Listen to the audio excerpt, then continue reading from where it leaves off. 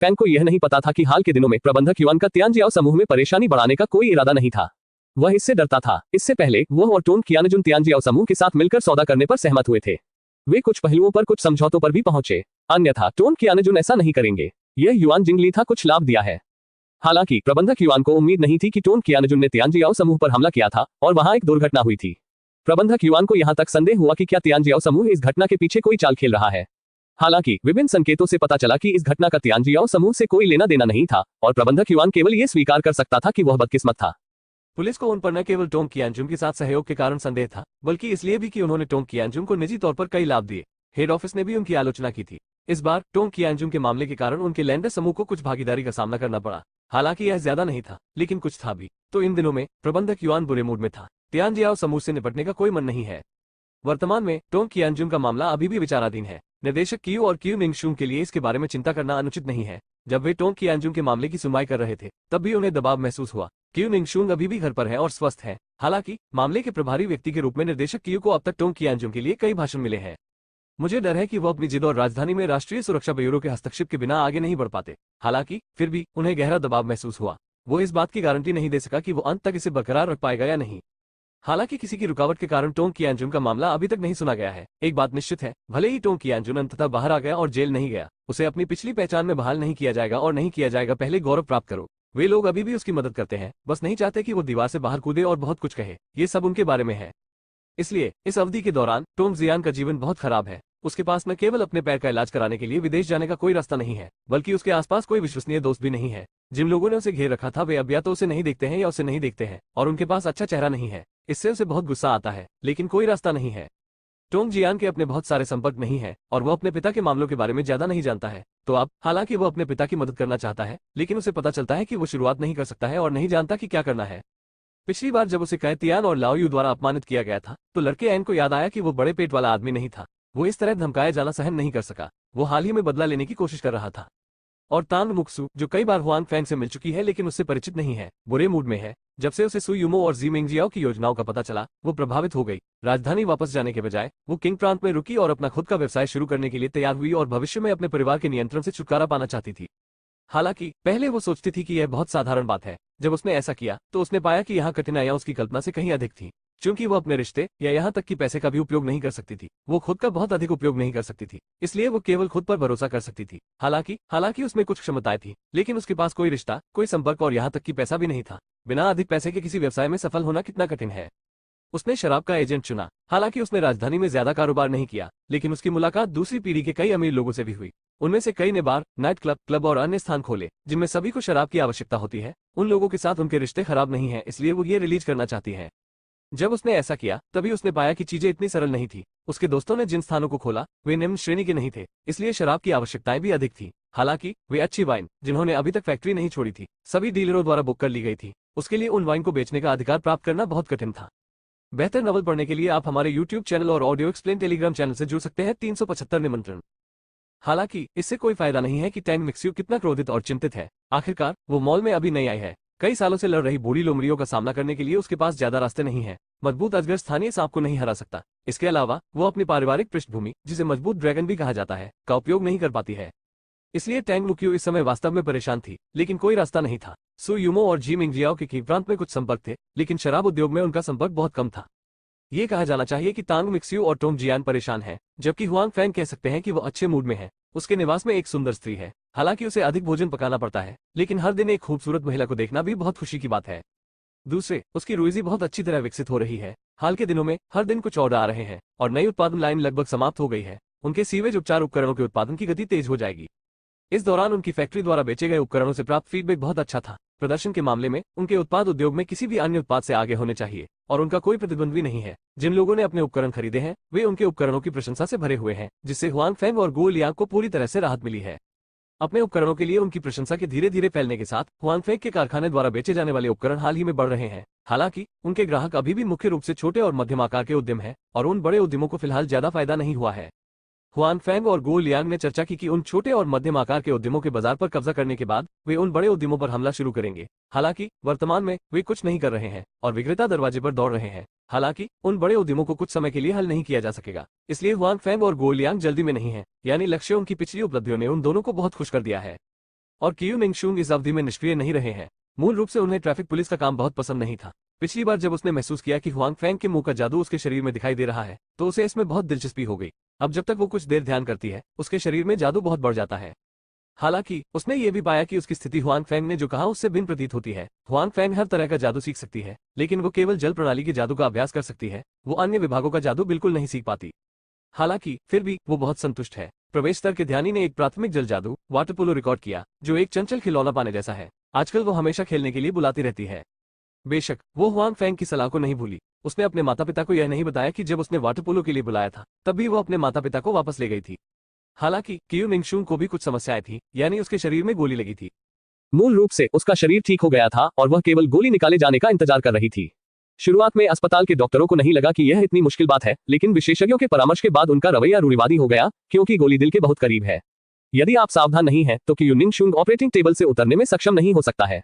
कियू मिंगशुंग की पहचान के कारण डॉक्टर उसके चाकू का आसानी से उपयोग करने की हिम्मत नहीं करते हैं। और निर्देशक की स्पष्ट रूप से यह जानते हैं क्योंकि उनकी बेटी फिलहाल ठीक है, इसलिए वो उन डॉक्टरों से तुरंत ऑपरेशन करने के लिए नहीं कहते हैं बल्कि जल्द से जल्द एक योजना पर चर्चा करते हैं ताकि यह सुनिश्चित हो सके कि यह सफल हो सके, फिर ऑपरेशन किया जा सकता है। इसलिए कियू के फ्रॉस्टिंग ऑपरेशन को फिलहाल रोक दिया गया है। इसका मतलब यह है कि वे डॉक्टर आपके ऑपरेशन की सफलता दर की गारंटी नहीं दे सकते। हुआंग फैंग ने अपने सामने बैठे कियू मिंगशुंग को देखा और कहा। इस समय हुआंग फैंग और कियू मिंगशुंग एक रेस्तरां में खाना खा रहे हैं। आज काम के बाद हुआंग फैंग को कियू मिंगशुंग का फोन आया। वो कहती है कि उन्हें खेती के बारे में कुछ समझ नहीं आता। अगर वो हुआंग फैंग से सलाह मांगना चाहती है तो हुआंग फैंग बिना ज्यादा सोचे बाहर जाने के लिए तैयार हो जाता है। जहां तक घर की सुंदरता की बात है तो वो इसे तभी कर सकती है जब वो वापस जाएगी। हाँ, कियू मिंगशुंग को इसकी परवाह नहीं है। वो सोचती है कि उसका शरीर अब बहुत अच्छा है और सर्जरी के लिए जल्दी करने की कोई जरूरत नहीं है, इसलिए वो ज्यादा परवाह नहीं करती है। हुआंग फैंग ऐसा नहीं सोचते। हालांकि जू गुओ कियू मिंगशुंग की जान बचा सकता है। आखिरकार गोली धातु की है। यदि यह कियू मिंगशुंग के शरीर में हर समय रहा है तो इससे उसके शरीर को कोई फायदा नहीं होगा, ये लंबे समय तक नहीं चलेगा। उसके बाद कियू मिंगशुंग ने खेती के बारे में अपने संदेह बताए। हालांकि हुआंग फैंग को रात के खाने के लिए बाहर बुलाने का यह उसका बहाना था, लेकिन उसे इसके बारे में कुछ संदेह थे। वैसे मुझे कल रात एक पार्टी है और मुझे एक बॉयफ्रेंड की जरूरत है, क्या आपके पास समय है? अपने दिल में संदेह कहने के बाद कियू मिंगशुंग ने पे पीते हुए लापरवाही से कहा। हालांकि उसने ये दिखाने के लिए कप का हाथ कसकर पकड़ लिया कि उसका दिल उतना शांत नहीं था जितना उसने दिखाया था। हालांकि हुआंग फैंग ने कियू मिंगशुंग की घबराहट पर ध्यान नहीं दिया, लेकिन कहा, कल रात मेरे पास समय है, लेकिन आप किस तरह का भोज कर रहे हैं? क्या यह मेरे लिए जाने के लिए उपयुक्त है? हाँ, क्या गलत है? हुआंग फैंग की बातें सुनकर कियू मिंगशुंग ने जल्दी से कहा। शायद उसे लगा कि वो बहुत चिंतित थी। उसने धीरे से कहा, भले ही कुछ दोस्तों की पार्टी हो, उन लोगों को विपरीत लिंग के साथी को जाने देना होगा। मेरे पास कोई रास्ता नहीं है। पुलिस स्टेशन में मेरे बहुत सारे दोस्त नहीं हैं और उनके पास समय नहीं है। कियू मिंगशुंग ने जानबूझकर झूठ बोला। अगर वो बोलती तो यह मत कहना कि उसके पास समय था। भले ही उसके पास समय न हो, लेकिन पुलिस टीम के लोग निश्चित रूप से जाने के लिए समय निकाल लेंगे। हालांकि कियू मिंगशुंग स्पष्ट रूप से उनके साथ नहीं जाना चाहते थे। और कल रात की पार्टी उनकी दूसरी पीढ़ी की पार्टी है। कियू मिंगशुंग को ऐसी पार्टी में कोई दिलचस्पी नहीं थी, लेकिन अब उसे लगता है कि यह हुआंग फैंग के साथ मिलने का एक अच्छा मौका है, इसलिए वो सहमत हो गई। बेशक अगर हुआंग फैंग कहती है कि कल रात को समय नहीं है तो वो निश्चित रूप से पार्टी को स्थगित करने का एक कारण ढूंढ लेगी। ऐसा लगता है कि कियू मिंगशुंग को वास्तव में कुछ समय के लिए कोई साथी नहीं मिल रहा है। हुआंग फैंग को लगता है कि उनका इससे कोई लेना देना नहीं है, इसलिए वो सहमत है। ये देखने के बाद कियू मिंगशुंग को स्पष्ट रूप से राहत मिली है कि वो सहमत है और वो बेहतर मूड में है। टी फास्ट बेहतर नॉवल पढ़ने के लिए आप हमारे YouTube चैनल और ऑडियो एक्सप्लेन टेलीग्राम चैनल से जुड़ सकते हैं। 376 जांच। रात के खाने के बाद दोनों अलग होने से पहले कुछ देर सड़क पर टहले। हालांकि उन्होंने एक साथ ज्यादा समय नहीं बिताया। हुआंग फैंग कल रात पार्टी में उनके साथ जाने के लिए सहमत हो गए। कियू मिंगशुंग पहले से ही बहुत खुश था, इसलिए जब वो गए तो अच्छे मूड में थे। कियू मिंगशुंग से अलग होने के बाद हुआंग फैंग तुरंत वापस नहीं गए, बल्कि टोंग कियानजुन के विला के लिए एक कार ले गए। टैक्सी में हुआंग फैंग ने एक बार फिर कार न होने की असुविधा पर अफसोस जताया, लेकिन अब हालांकि कारखाने ने धन इकट्ठा करना शुरू कर दिया है, वे सभी उपयोगी हैं। इनका उपयोग या तो कारखाने के उत्पादन का विस्तार करने या शराब बनाने की तैयारी के लिए किया जाता है। इसलिए हालांकि उसके पास किताब पर बहुत सारा पैसा है, लेकिन उसके पास पैसे नहीं है। पैसे कार खरीदने के लिए निकाले गए थे। जब हुआंग फैंग विला क्षेत्र के बाहर पहुंचे जहां टोंग कियानजुन पहले रहते थे, तो वो बहुत प्रभावित हुए। पिछली बार जब वो बाई जियाओरो के साथ आए थे तो यहाँ कई मॉनिटर और यहाँ तक की गश्ती अंगरक्षक भी थे। हालांकि जब मैं यहाँ आया तो अंगरक्षक गायब थे और यहाँ तक कि निगरानी कैमरे भी बहुत कम थे। वो विला जहाँ टोंग कियानजुन रहता था वह भी अंधेरा और अलोकप्रिय था। ये स्पष्ट है कि हुआंग फैंग यहाँ किसी चीज के लिए है, महसूस करने के लिए नहीं। इसलिए कुछ देर रुकने के बाद वो दूसरी मंजिल पर बालकनी पर चढ़ जाता है, जो निगरानी का निष्क्रिय कोना है। इसलिए हुआंग फैंग को उन कुछ कैमरों द्वारा देखे जाने के बारे में चिंता करने की जरूरत नहीं है। दूसरी मंजिल की बालकनी से लेकर शयन कक्ष और फिर गलियारे तक मुझे अभी भी थोड़ी सी भी लोकप्रियता महसूस नहीं होती।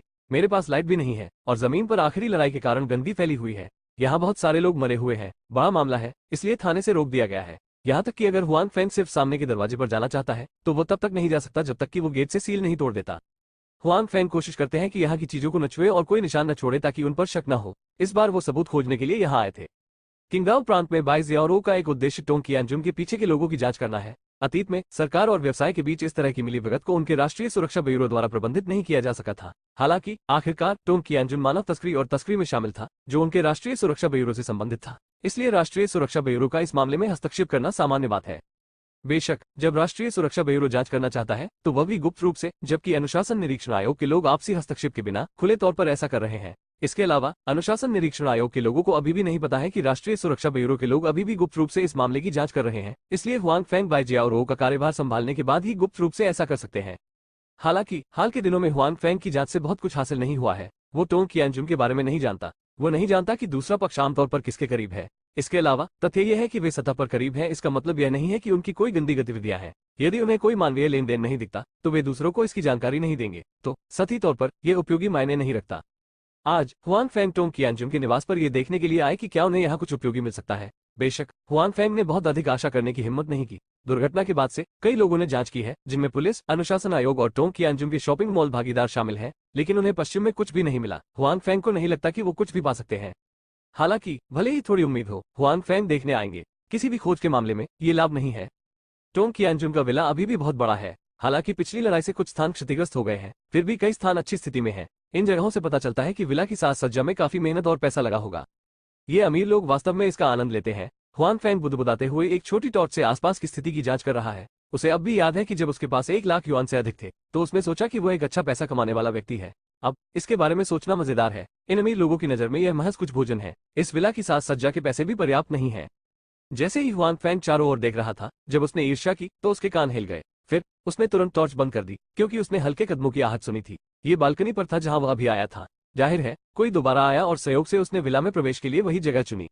हुआंग फेंग ने जल्दबाजी नहीं की। उसे छिपने के लिए एक कोना मिल गया। इससे कोई फर्क नहीं पड़ता कि वो किस ओर से आया था। दूसरा पक्ष बहुत ही चोरी छिपे अंदर आ गया। ये स्पष्ट है कि उसका कोई गुप्त उद्देश्य है। इसके अलावा चाहे वो कोई भी हो, वो अपना व्यक्ति नहीं हो सकता। इसलिए वो अब दूसरे पक्ष को अपना अस्तित्व देखने नहीं दे सकता।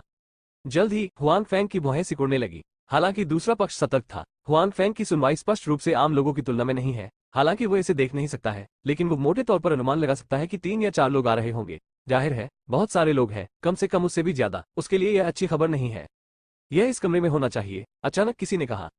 चुप रहें, उसके बगल वाले व्यक्ति ने फुसफुसाकर चेतावनी दी, लेकिन उसने सोचा कि उसकी आवाज काफी छोटी थी और उसे अभी भी हुआंग फेंग ने स्पष्ट रूप से सुना था।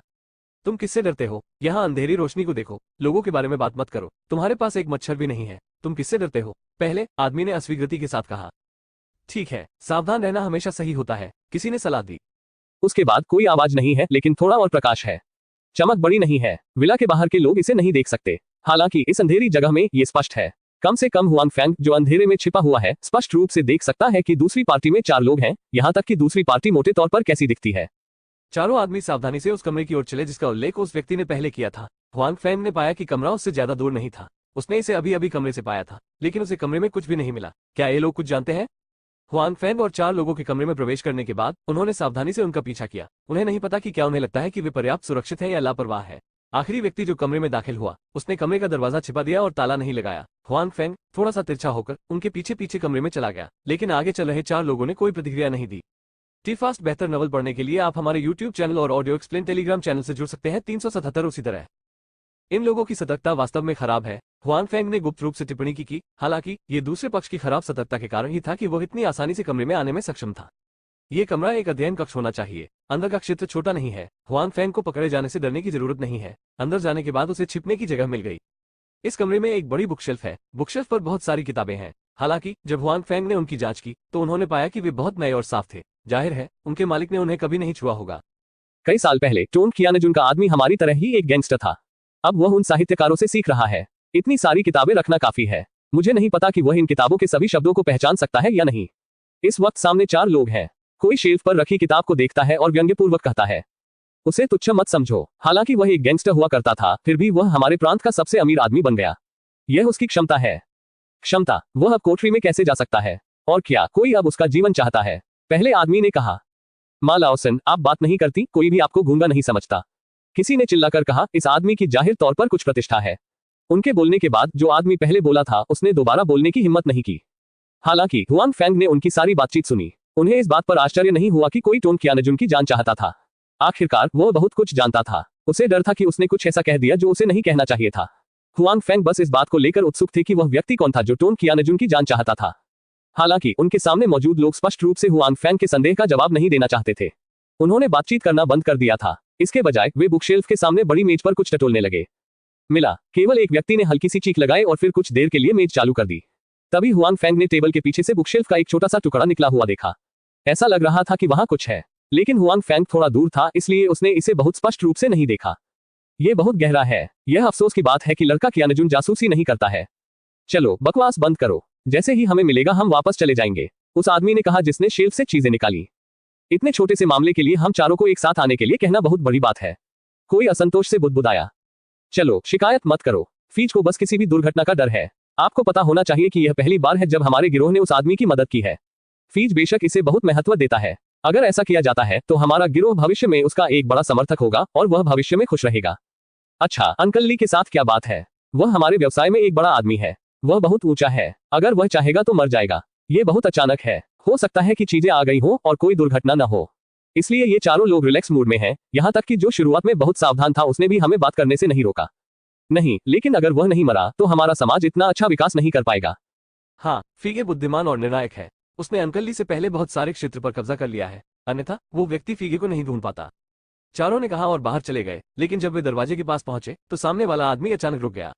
हे भगवान, तुम अचानक कैसे रुक सकते हो और जल्दी कैसे जा सकते हो? पीछे के लोगों ने इस पर ध्यान नहीं दिया। वे अचानक सामने वाले लोगों से टकरा जाते हैं। आप कैसे हैं? अचानक कमरे में एक अजीब आवाज गूंजी। पीछे के लोग चौंक गए, लेकिन उन्हें यह भी पता था कि सामने वाले लोग अचानक क्यों रुक जाएंगे, क्योंकि कमरे के दरवाजे की दिशा में एक आकृति थी। जब चारों कुछ नहीं बोले तो उन्होंने अवचेतन रूप से अपनी बाहों में खंजर निकाल लिया। उनमें से सभी के पास अंकल ली जैसी बंदूकें नहीं थी। वास्तव में उनमें से बहुत कम थे। अधिकांश गैंगस्टरों ने लड़ने के लिए बेसबॉल बैट, खंजर, चाकू आदि का इस्तेमाल किया। जाहिर है चारों के पास बंदूकें नहीं थी। हुआंग फेंग उनसे बेकार की बातें भी नहीं करता। उसका फिगर हिलता है। उनमें से 4 लोगों का आंकड़ा घूम रहा है। वह केवल बैंग बैंग ध्वनि सुनता है। चारों लोग मुक्का मारकर लेट गए हैं। बेशक दर्द की कराह अपरिहार्य है।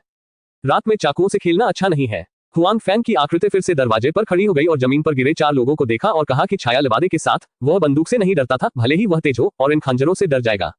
खांसी, तुम कौन हो? चारों में से कुछ युवाओं ने अपनी छाती को ढकने और कुछ बार खांसने के बाद हुआंग फेंगाजी से पूछा। लोग आपको पसंद करते हैं। हुआंग फेंग ने कहा कि इस समय कमरे में अभी भी अंधेरा है। अभी अभी कुछ लोगों के हाथों में टॉर्च को पहली बार हुआंग फेंग ने खटखटाया है और यह सीधे टूट गया है। इसलिए हुआंग फेंग को खुद को उजागर करने के बारे में चिंता करने की जरूरत नहीं है। अब मैं आपसे प्रश्न पूछने जा रहा हूं, आप उनका उत्तर देने जा रहे हैं, न कि आप मुझसे प्रश्न पूछने जा रहे हैं। हुआंग फेंग ने इन लोगों की ओर देखा और कहा, हालांकि यहाँ पर्याप्त रोशनी नहीं है, लेकिन हुआंग फेंग की अच्छी नजर अभी भी उनकी हर हरकत को देख सकती है। क्यों? क्या आप जानते हैं हम कौन हैं? जाहिर है कुछ लोग हुआंग फेंग से डरते नहीं हैं। हो सकता है कि वे सामान्य समय पर अहंकारी होने के आदी हो। इस समय उन्हें इस बात का स्पष्ट एहसास नहीं हुआ है कि यह फॉर्म उनके लिए अच्छा नहीं है। हालांकि हुआंग फेंग ने जल्द ही उसे यह बात समझा दी। उसने देखा कि 1 सेकंड पहले हुआंग फेंग दरवाजे पर था और अगले सेकंड वह उस आदमी के सामने था। इससे पहले कि दूसरा पक्ष कोई प्रतिक्रिया देता, उसने उसकी नाक पर मुक्का मार दिया। दूसरे पक्ष की नाक तुरंत टूट गई और खून लगातार बहता रहा और चीख तुरंत सुनाई दी। अब आप जानते हैं कि मैंने ऐसा क्यों कहा। हुआंग फेंग खड़े हुए और शांति से कहा, आप क्या जानना चाहते हैं? जो बचा है वह पहले से ही ज्ञात है। भले ही उनके पास बहुत से लोग हों, वे हुआंग फेंग के विरोधी नहीं है। अभी भी स्मार्ट लोग हैं। हुआंग फेंग ने प्रशंसा की और कहा, आप कौन है? हम फीगे के लोग हैं। आदमी ने कहा था, आप यहाँ पर क्या कर रहे हैं? फीगे कौन है? हुआंग फेंग को नहीं पता। हालांकि पिछले कुछ लोगों की चैट के जरिए फीगे की पहचान का अंदाजा लगाना मुश्किल नहीं है। इसे भी गैंगस्टर होना चाहिए। टी फास्ट बेहतर नवल पढ़ने के लिए आप हमारे YouTube चैनल और ऑडियो एक्सप्लेन टेलीग्राम चैनल से जुड़ सकते हैं। 378 दरवाजा खोजें। हम बस वहां से गुजर रहे हैं। जब हमें यहाँ कोई नहीं दिखता तो हम कुछ मूल्यवान वस्तु चुराना चाहते हैं। उस आदमी ने कहा कि उसे नहीं पता था कि हुआंग फेंग कमरे में कब आया, इसलिए वह थोड़ी देर के लिए संघर्ष करना चाहता था और उसने सच नहीं बताया। हालांकि जैसे ही उसकी आवाज कम हुई, उसे लगा जैसे उसके पेट पर किसी भारी हथौड़े से वार किया गया हो। सारा पेट शूल से पीड़ित हो गया और भीतरी अंग टूट गए मालूम पड़ते थे। क्या आपको लगता है कि मैं अच्छा झूठा हूं? हुआंग फेंग ने एक दूसरे की ओर देखा और कहा, खांसी नहीं, मेरा मतलब यह है, हम वास्तव में चोरी करने आए थे। उस आदमी ने खांसते हुए कहा, दरअसल उसने जो कहा वह सच है। वह चोरी करने तो आया था, लेकिन वह कोई मूल्यवान वस्तु नहीं बल्कि घातक वस्तु है। इस समय 4 लोगों में से कुछ चुपचाप ऊपर चढ़ गए हैं। वह सोचता है कि यहाँ बहुत अंधेरा है। हुआंग फेंग स्पष्ट रूप से नहीं देख सकते। इसके अलावा हुआंग फेंग का पूरा ध्यान अब अपने साथी पर है। उसके पास छुपकर घुसने का मौका है। यह सिर्फ इतना है कि उसने हुआंग फेंग की ओर एक कदम बढ़ाया है। हुआंग फेंग पहले ही बाहर निकल चुका है और उसे बाहर निकाल चुका है। उस आदमी का शरीर सीधे बुकशेल्फ से टकराया और उसे गिरा दिया। बुकशेल्फ पर किताबें गिरती रहीं और उससे टकराती रहीं। अगर तुम मरना चाहते हो तो बस कह दो। हुआंग फैंग के खत्म होने के बाद वह उस आदमी के पास गया जिसने पहले बुकशेल्फ से चीजें ली थी और उसने अपनी बाहों से वह चीजें निकाली जो उसने वहां छिपाई थी। यह एक छोटी सी किताब है। हुआंग फैंग ने इसे खोला और पहले पन्ने पर लिखा कि सबसे ज्यादा पैसा कब और किसे दिया गया, पीछे ऐसे ही रिकॉर्ड है। हालांकि कभी पैसा दिया जाता था, कभी सामान दिया जाता था और कभी लोग और महिलाएं दी जाती थी। ऐसे कई लोग हैं जिन्हें एक ही विभाग में भेज दिया गया। हुआंग फैंग ने जियांगजू में कुछ प्रसिद्ध लोगों को भी देखा, लेकिन उन्होंने उन्हें प्रांत में नहीं देखा। जाहिर है यह एक खाता बही है और इस खाता बही का मालिक टोंग कियानजुन होना चाहिए। हुआंग फैंग को उम्मीद नहीं थी कि उसे वो उपयोगी चीजें मिलेंगी जो उसे इन दिनों में नहीं मिली। आप इसी बारे में बात कर रहे हैं, किसी मूल्यवान वस्तु की चोरी। हुआंग फैंग ने हुआंग के हाथ में हिसाब किताब हिलाया और कहा, आप कौन है? क्या आप जानते हैं कि अगर आप ये हिसाब किताब ले लेंगे तो आपको कितनी परेशानी होगी? वह आदमी जानता था कि वह इसे छिपा नहीं सकता, इसलिए उसने हुआंग फैंग को धमकी दी। मुसीबत, हाँ, अगर आप इसे नहीं हटाएंगे तो परेशानी होगी। हुआंग फैंग ने कहा कि अगर वह टोंग कियानजुन के पीछे वाले व्यक्ति का पता नहीं लगाता है तो दूसरा पक्ष परेशानी के लिए उसके पास आएगा। अब क्या आपको मुझे बताना चाहिए कि आप इस चीज की तलाश क्यों कर रहे हैं? हुआंग फैंग ने उस आदमी से कहा, जाहिर है इस आदमी को चारों का मुखिया होना चाहिए। आप मुझे अब हिंसा का उपयोग करने के लिए मजबूर न करें, मुझे हिंसा पसंद नहीं है। आपको बताने के लिए कुछ नहीं है। उस आदमी ने कहा कि उसे लगा कि हुआंग फैंग अब सिर्फ एक साधारण चोर है, लेकिन उसने इसके बारे में ज्यादा नहीं सोचा। फीगे ने हमें ये चीज लेने के लिए कहा। जहां तक ये बात है कि किसने फीगे को ऐसा करने के लिए कहा, मुझे लगता है कि आप नाम का अनुमान लगा सकते हैं हिसाब किताब पर, इसलिए मैं आपको सलाह देता हूं कि आप इस मामले में हस्तक्षेप न करें, जो आपके लिए अच्छा नहीं है। इस विला में कई मूल्यवान चीजें हैं, आप जो चाहे कर सकते हैं। तुम्हारे मुंह में फीगे कौन है? हुआंग फैंग ने पूछा। फीगे की पहचान छिपी नहीं है। एक तो ये कि वह सोचता है कि हुआंग फैंग एक चोर है और फीगे की पहचान से उसे डराना चाहता है। इसके अलावा फीगे की पहचान उनके व्यवसाय में कोई रहस्य नहीं है। इस अवधि में भी फीगे की प्रतिष्ठा अभी भी बहुत बड़ी है। उनके कथन के अनुसार हुआंग फैंग ये भी जानता है कि फीगे एक वास्तविक गैंगस्टर है और उसकी शक्ति पूर्व प्यूमा की तुलना में थोड़ी बड़ी है। हालांकि अंकल ली के पतन के बाद उन्होंने स्थिति का फायदा उठाया और ऐसा लगता है कि उनकी मदद करने के लिए उनके पीछे कोई है। अतः इस काल में क्षेत्र का तेजी से विस्तार हुआ और इस बार ऐसा प्रतीत होता है कि हिसाब किताब उनकी पीठ के लिए है। जब हुआंग फैंग को पता चला कि वह क्या जानना चाहता है तो उसने चारों लोगों को बेहोश कर दिया और उन्हें कमरे में बंद कर दिया। फिर उसने विला छोड़ दिया। विला को सील कर दिया गया है। दिन में यहाँ कोई नहीं आएगा, इसलिए उन्हें इसमें डाल दे और उनके भाग जाने की चिंता न करें। विला छोड़ने के बाद हुआंग फैंग ने बाई जियाओरो को फोन किया और यहाँ की स्थिति की सूचना दी। ऐसा ही है, मैं अब उस फीज को नियंत्रित करने जा रहा हूँ। इस मामले में और भी गवाह हैं, हुआंग फैंग ने बाई जियाओरो से कहा। कुआं बाई जियाओरो ने उत्तर दिया कि हुआंग फैंग के निर्णय के लिए वह सहमत थी, हालांकि आपको स्वयं सावधान रहना चाहिए। मुझे पता है, हालांकि उस हिसाब किताब में जियांगजू के कुछ महत्वपूर्ण व्यक्ति हैं, लेकिन ऐसा लगता है कि कोई प्रांतीय लोग नहीं है। आपने पहले गलती की है, अन्यथा खाता वही है। बाई जियाओरो और अन्य लोगों ने अनुमान लगाया कि टोंग कियानजुन का संबंध प्रांत में होना चाहिए और यह इस तरह होना चाहिए। आखिरकार वह प्रांत का सबसे अमीर आदमी हो सकता है। यह असंभव है कि प्रांत और प्रांत के बीच कोई संबंध न हो। हालांकि इस खाते की किताब में प्रांत में कोई बड़ी हस्ती नहीं है और शहर में कई है। कोई गलती नहीं होनी चाहिए। टोंग कियानजुन के पास अन्य खाता पुस्तकें होनी चाहिए, बाई जियाओरो ने कहा। हुआंग फैंग ने सहमति में सिर हिलाया। हालांकि ये स्पष्ट रूप से खाता बही खोजने का समय नहीं है। फीज को पकड़ना महत्वपूर्ण है। इसके अलावा उन्हें हिसाब किताब के बारे में भी कोई जानकारी नहीं है। इसे ढूंढना आसान नहीं है। फोन रखने के बाद हुआंग फैंग जल्दी से फीज के स्थान पर चला गया, लेकिन फीज को नहीं पता था कि हुआंग फैंग ने उसे घूर कर देखा था। वह एक बार में था, शराब पी रहा था और अपने कर्मचारियों से समाचार की प्रतीक्षा कर रहा था। इसी समय उसका फोन बजा। उन्होंने नंबर देखा और तुरंत संपर्क किया और कहा, हेलो सचिव ली।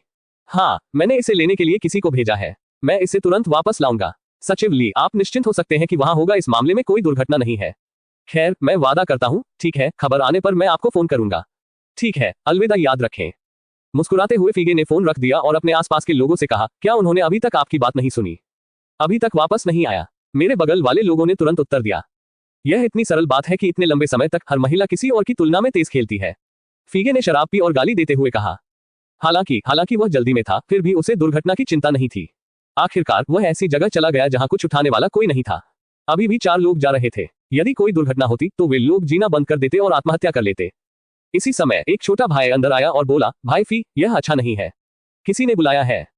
टी फास्ट बेहतर नवल पढ़ने के लिए आप हमारे YouTube चैनल और ऑडियो एक्सप्लेन टेलीग्राम चैनल से जुड़ सकते हैं। 379 दृश्य को नष्ट करना। कौन, किसने बुलाया? फीगे ने अपने हाथ से गिलास नीचे रख दिया क्योंकि वह बहुत घबराया हुआ था। उसने इसे मजबूती से भी नहीं रखा और लाल रंग का तरल पदार्थ मेज से नीचे बह गया। ऐसा लगता है कि तियानजून नेता है। रिपोर्ट में जो व्यक्ति आया उसने निश्चित रूप से नहीं कहा क्योंकि वह तियानजून से बहुत परिचित नहीं था। तियानजून केवल शुरुआत में था। तियानजून फीगे ने भौहें चढ़ाई और दोहराया और पाया कि वह इस व्यक्ति को नहीं जानता था और उसने आगंतुक को हैरान आंखों से देखा। ये तियानजून अभी अभी इस अवधि में उभरा है। मैंने सुना है कि वह पहले भाई बियाओ के प्रभार में था। भाई बियाओ की मृत्यु के बाद उनमें से कुछ दूसरों में शामिल हो गए, जबकि उनमें से कुछ ने इस तियानजून का अनुसरण किया। मैंने सुना है कि यह मनुष्य के पास कुछ कौशल होते हैं। किसी ने फाइगे को तुरंत समझाया। जैसे ही उसकी बात खत्म हुई, उसके चेहरे पर तमाचा जड़ दिया गया। उसने फीज को गलत नजर से देखा और उसे नहीं पता कि उसे क्यों पीटा गया। क्या इतना छोटा झींगा आपको इस तरह डरा रहा है? क्या कुत्ते ने आपकी आंत खा ली? फीगे का शातिर प्रशिक्षण। वास्तव में वह अभी अपनी गलती को छुपाने की कोशिश कर रहा था। उसने बस सोचा था कि कुछ गलत था जब कोई आया दरवाजे तक। यह एक भूल थी, लेकिन अब उसने पाया कि वह तो कुछ भी नहीं था। फील्ड सेना वास्तव में फीज के लिए कोई नहीं है। पूर्व प्यूमा और फीज एक दूसरे को जानते हैं। फिर प्यूमा के पास कोई क्षमता या शक्ति नहीं है। अब प्यूमा मर चुका है। उनके पूर्व अधीनस्थों में से एक ने कुछ बची हुई ताकतें इकट्ठी कर ली है। यह तो कुछ भी नहीं है। फीगे का दिल इस बात से नाराज है कि उसने ऐसे व्यक्ति फाये के कारण अपना आपा खो दिया। हाँ, हालांकि उस आदमी को जल्दी से फुसफुसाना चाहिए था, लेकिन तियानजून ने हमारे 2 भाइयों को बाहर गिरा दिया। कुआं। इस बार फीगे ने उस आदमी को नहीं मारा, बल्कि उसे मेज पर मारा। वह गुस्से में उठ खड़ा हुआ और बोला, धिक्कार है, एक बदबूदार मछली मेरे पास आकर परेशानी पूछने की हिम्मत कर रही है। मुझे नहीं पता कि मरे हुए शब्द कैसे लिखे जाते हैं। इसका मतलब यह है कि जो लोग पृथ्वी की ऊंचाई नहीं जानते वे यहाँ गड़बड़ी करने का साहस करते हैं। फीगे, चलो बाहर चले और उस आदमी को सबक सिखाएं। आसपास के छोटे भाई भी शोर मचा रहे हैं। हाल ही में फीज के नेतृत्व में वे बहुत तेजी से विस्तार कर रहे हैं और उन्हें शायद ही कोई सभ्य प्रतिरोध मिला है। इसलिए धीरे धीरे उनमें अहंकारी चरित्र विकसित हो गया है। आइए बाहर चलें और देखें आखिरकार तियानजून की हिम्मत कैसे बढ़ी। फीगे ने एक शब्द कहा और बाहर जाने का बीड़ा उठाया। निजी कमरे के दरवाजे से बाहर हॉल से बहरा कर देने वाला संगीत आ रहा था। हॉल में कई पुरुषों और महिलाओं के शरीर हिल रहे थे और माहौल बहुत गर्म था। जाहिर है इस बार का बिजनेस बहुत अच्छा था। एक कोने पर तियानजून कुछ छोटे भाइयों के साथ शराब पी रहा था। हॉल में डांस कर रही भीड़ को देखकर उनके चेहरे पर ज्यादा असमंजस की स्थिति नहीं थी। इसके बजाय उसके चेहरे पर सुकून था, जैसे वह खेलने आया हो, परेशानी पैदा करने नहीं। भाई, क्या हम बाकी भाइयों को भी यहाँ आने के लिए कहेंगे? तियानजून के बगल वाला छोटा भाई उतना शांत नहीं है जितना वह है। तियानजून इस बार अपने सभी लोगों को यहाँ नहीं लाया। इस अवधि में अंकल के पतन के कारण उनका व्यवसाय बहुत अस्त व्यस्त हो गया है। हर कोई क्षेत्र पर कब्जा करने के बारे में सोच रहा है। तियानजून का अपना क्षेत्र है। जब वह दूसरों को लूटने के लिए निकलता है तो वह खुद को लूटना नहीं चाहता। तो उसकी अपनी साइड पर कुछ लोग बचे हैं। इस तरह जो लोग उसका अनुसरण करते हैं वे इतने शांत नहीं होंगे। मूल रूप से फीगे प्यूमा से अधिक शक्तिशाली है, जो प्रमुख है। इस अवधि के दौरान दूसरे पक्ष का विस्तार हुआ है, लेकिन मैदानी सेना ने प्यूमा का केवल एक हिस्सा ही इकट्ठा किया है। इसके विपरीत दोनों पक्षों के बीच का अंतर काफी बड़ा है। चिंता न करें, ये ठीक है। तियानजून ने कहा कि वास्तव में उनके मन में कोई तलहटी नहीं थी। हालांकि वह अपने छोटे भाई के सामने अपनी शर्म नहीं दिखा सका। इस बार उन्हें फीगे मिला, जिनमें से एक चेसिस का विस्तार करना चाहता था, दूसरा अपनी प्रतिष्ठा बनाना चाहता था। फीज को इसलिए भी चुना गया है क्योंकि वह हाल ही में बहुत तेजी से विस्तार कर रहा है। उसका आंतरिक हिस्सा बहुत स्थिर नहीं है और उसकी प्रसिद्धि छोटी नहीं है। निस्संदेह ऐसा व्यक्ति सबसे उपयुक्त होता है जब वह दूसरे पक्ष को हरा देता है। तियानजून कौन है? इस समय फीगे उसके सामने वाले व्यक्ति के नेतृत्व में तियानजून के पास आया और कहा, मैं हूँ। फील्ड आर्मी ने खड़े होकर कहा, आप मेरे कोर्ट को लात मारने जा रहे हैं। फीगे ने तियानजून की ओर देखा और कहा, यह देखकर कि तियानजून के आसपास केवल कुछ ही लोग हैं, फीगे की अवमानना की दृष्टि और अधिक स्पष्ट हो गई। हाँ, ये बार अच्छा है। मुझे इसमें दिलचस्पी है। मैं बाद में इसकी देखभाल करूंगा। भाई, फी के अधीन कई जगहें हैं। क्या मुझे ऐसी जगह की परवाह नहीं करनी चाहिए? तियानजून ने हल्के से कहा, तुम्हें क्या लगता है कि तुम कौन हो? यदि तुम्हें ये पसंद है तो मैं इसे तुम्हें दे दूंगा। मुझे तुम्हारी पत्नी पसंद है, क्या तुम इसे मुझे देना चाहते हो? हाँ। फीगे ने तियानजून की छाती पर अपनी उंगली उठाए और कहते हैं, जबकि उसके बगल में सभी छोटे भाई बेलगाम होकर हंस रहे हैं। तो क्या फीज इसे देना चाहता है? मैदानी सेना ने त्योरियां चढ़ाते हुए कहा, मैं इसे तुम्हारी मां को दे दूंगा। मूर्ख भी कहां से आया? इस तरह अप्रत्याशित रूप से बात करने की हिम्मत? तुम मौत की तलाश में हो। उसने अपना चेहरा बदलते हुए कहा। तियानजून का चेहरा भी बदल गया। उसने फीगे की उंगली एक हाथ से पकड़ी और उसे विपरीत दिशा में मोड़ दिया। फीज की उंगली तुरंत टूट गई। यह मुझे मार रहा है, तुम्हारी माँ। मैं तुम्हें मारने जा रहा हूँ। तुम सब इसे मुझे दे दो, मेरे लिए उसे मार डालो। फ्लाइंग गॉर्डन ने सुअर की तरह चिल्लाया, लेकिन यह तुरंत तेज संगीत से ढक गया। क्षण फीगे के सभी छोटे भाइयों ने देखा कि उनके बड़े भाई को पीटा गया था। अचानक वे चिल्लाए और ऊपर पहुंचे। तियानजून फीगे के क्रॉच को लात मारता है और दूसरा पक्ष तुरंत झींगा की तरह मुड़ जाता है और नीचे गिर जाता है, जबकि तियानजून फीगे के छोटे भाइयों के पास जाता है और हाथापाई शुरू हो जाती है। क्योंकि उनका स्थान कोने में है और हॉल में संगीत बहुत तेज है, इसलिए उन युवाओं को यहाँ परिवर्तन नहीं मिला। हालांकि ऐसे कई लोग हैं जो उनके करीबी हैं, लेकिन उन्होंने इसे गंभीरता से नहीं लिया। आखिरकार बार में झगड़ा होना कोई असामान्य बात नहीं है। जल्द ही सुरक्षा गार्ड या दर्शक होंगे, कोई मामले को शांत करेगा। बात सिर्फ इतनी है कि इन लोगों को नहीं पता कि जो लोग अब लड़ रहे हैं वे वही लोग हैं जो शो देखते हैं। वह वहां क्यों है? इस समय हुआन फैंग भी यहाँ है। वह धीरे धीरे फीगे को ढूंढना चाहता था, लेकिन अप्रत्याशित रूप से उसने उसे एक कोने में देखा। फीगे के ठीक बगल में हुआन फैंग ने फील्ड सेना को देखा, जिससे वह आश्चर्यचकित हो गया। बेहतर नवल पढ़ने के लिए आप हमारे YouTube चैनल और ऑडियो एक्सप्लेन टेलीग्राम चैनल से जुड़ सकते हैं। 380 सहायता। हुआन को उम्मीद नहीं थी कि वह तियानजून को यहाँ देखेगा। इसके अलावा ऐसा लग रहा था कि दूसरा पक्ष लोगों के एक समूह से लड़ रहा है जो पिछड़ता हुआ दिख रहा है। हुआन फैंग फीगे को नहीं जानता, इसलिए वह नहीं जानता। यह मामला तियानजून से ज्यादा दूर नहीं है। जो युवक अपने छोटे भाई को तियानजून से लड़ते हुए देखता है वही उसकी यात्रा का लक्ष्य है। मुझे जोर से मारो, फीज अपनी घायल उंगली को ढकते हुए चिल्लाया। हुआन फैंग ने भौहें चढ़ा ली और तियानजून की ओर देखा। उसे इस बार कुछ करना था। वह कोनों में कटौती नहीं करना चाहता था। हालांकि तियानजून की स्थिति देखने में बहुत अच्छी नहीं है। आखिर इससे हर कोई परिचित है। हुआन फैंग वास्तव में खड़ा नहीं रह सकता। इसलिए हुआन फैंग ने हल्के से कदम बढ़ाया और लोग पहले ही तियानजून और अन्य लोगों के पास पहुंच गए थे। तियानजून इस समय भी अपने दांत पीस रहा है। आने से पहले वह जानता था कि फीगे की शक्ति छोटी नहीं थी। हालांकि उनकी जानकारी के अनुसार आज शाम को इस क्षेत्र में अधिक लोग नहीं होने चाहिए। जब सचमुच लड़ाई शुरू हुई तो उन्हें पता चला कि उनकी जानकारी गलत हो सकती है। फीगे आज रात कई लोगों को यहाँ लेकर आए। दरअसल फीज ने आज शाम यहाँ बहुत सारे लोगों को लाने की योजना नहीं बनाई थी। हालांकि वह नहीं चाहता था कि हिसाब किताब के कारण कोई दुर्घटना हो, इसलिए वह और लोगों को यहाँ ले आए। जब उसका छोटा भाई हिसाब किताब वापस लाता था तो वह लोगों को विदा करने के लिए ले जाता था। लेकिन वह हिसाब किताब की प्रतीक्षा नहीं कर रहा था, बल्कि वह मैदानी सेना की प्रतीक्षा कर रहा था जो मदद मांगने आई थी। तो वे छोटे भाई मैदानी सेना का स्वागत करते थे। तियानजून ने भौहें चढ़ा दी। उसे दबाव महसूस हुआ। उसने अपने सामने एक दूसरे के छोटे भाई को एक झटके से नीचे गिरा दिया। हालांकि उनकी पीठ पर चोट लगी थी। इसके अलावा एक दूसरे के आदमी ने अपनी तरफ बेसबॉल का बल्ला लहराया। जब तियानजून इस आदमी के खिलाफ लड़ने और उसके पीछे के आदमी को सुझाने के लिए तैयार था, उसने अचानक अपनी आंखों के कोने में एक आकृति को तेजी से आते देखा। उसका दिल घबरा गया और उसके मुंह पर भी एक अजीब सी मुस्कान दिखाई दी। हालांकि उसने दूसरे आदमी की शक्ल और कुशलता नहीं देखी, लेकिन इस गति से ही उसे पता चल गया कि दूसरा आदमी कोई साधारण आदमी नहीं है। ऐसा लगता है कि फीगे न केवल आज यहाँ है, यह अप्रत्याशित है कि यहाँ कई लोग, यहाँ तक कि विशेषज्ञ भी हैं। लेकिन जब तियानजून चोट के लिए तैयार था तो आंकड़ा उसके पक्ष तक पहुंच गया था और फिर उसने दूसरे पक्ष को बेसबॉल के बल्ले से उस व्यक्ति को लात मारते देखा। यहाँ तक कि उस आदमी ने एक आदमी को पीछे से भी गिरा दिया। हुआन फैंग, तुम यहाँ कैसे हो? जब तियानजून ने अपने बगल में आकृति देखी तो उसने आश्चर्य से चिल्लाया। मूल रूप से उसे लगा कि वह सस्पेंस में है। हालांकि उसे यह उम्मीद नहीं थी कि उसने बीच रास्ते में एक मददगार को मार डाला, और वह एक शक्तिशाली मददगार भी था। मैं यहाँ सिर्फ व्यापार के लिए आया हूँ, अब चेक करने का समय नहीं है, हुआन फैंग ने कहा, जिन्होंने कोई जवाब नहीं दिया। पहले हम इन लोगों को सुलझाएंगे और फिर हम अच्छी बातचीत करेंगे। ठीक है, तियानजुनयिंग ने कहा कि हुआन फैंग की भागीदारी से वह तुरंत आश्वस्त हो गए। हुआन फैंग का कौशल वह जानता था। इसके अलावा ऐसा लगता है कि वर्तमान हुआन फैंग पहले से भी अधिक शक्तिशाली है। आप कौन है? हमारे फीगे के बारे में चिंता करने की हिम्मत?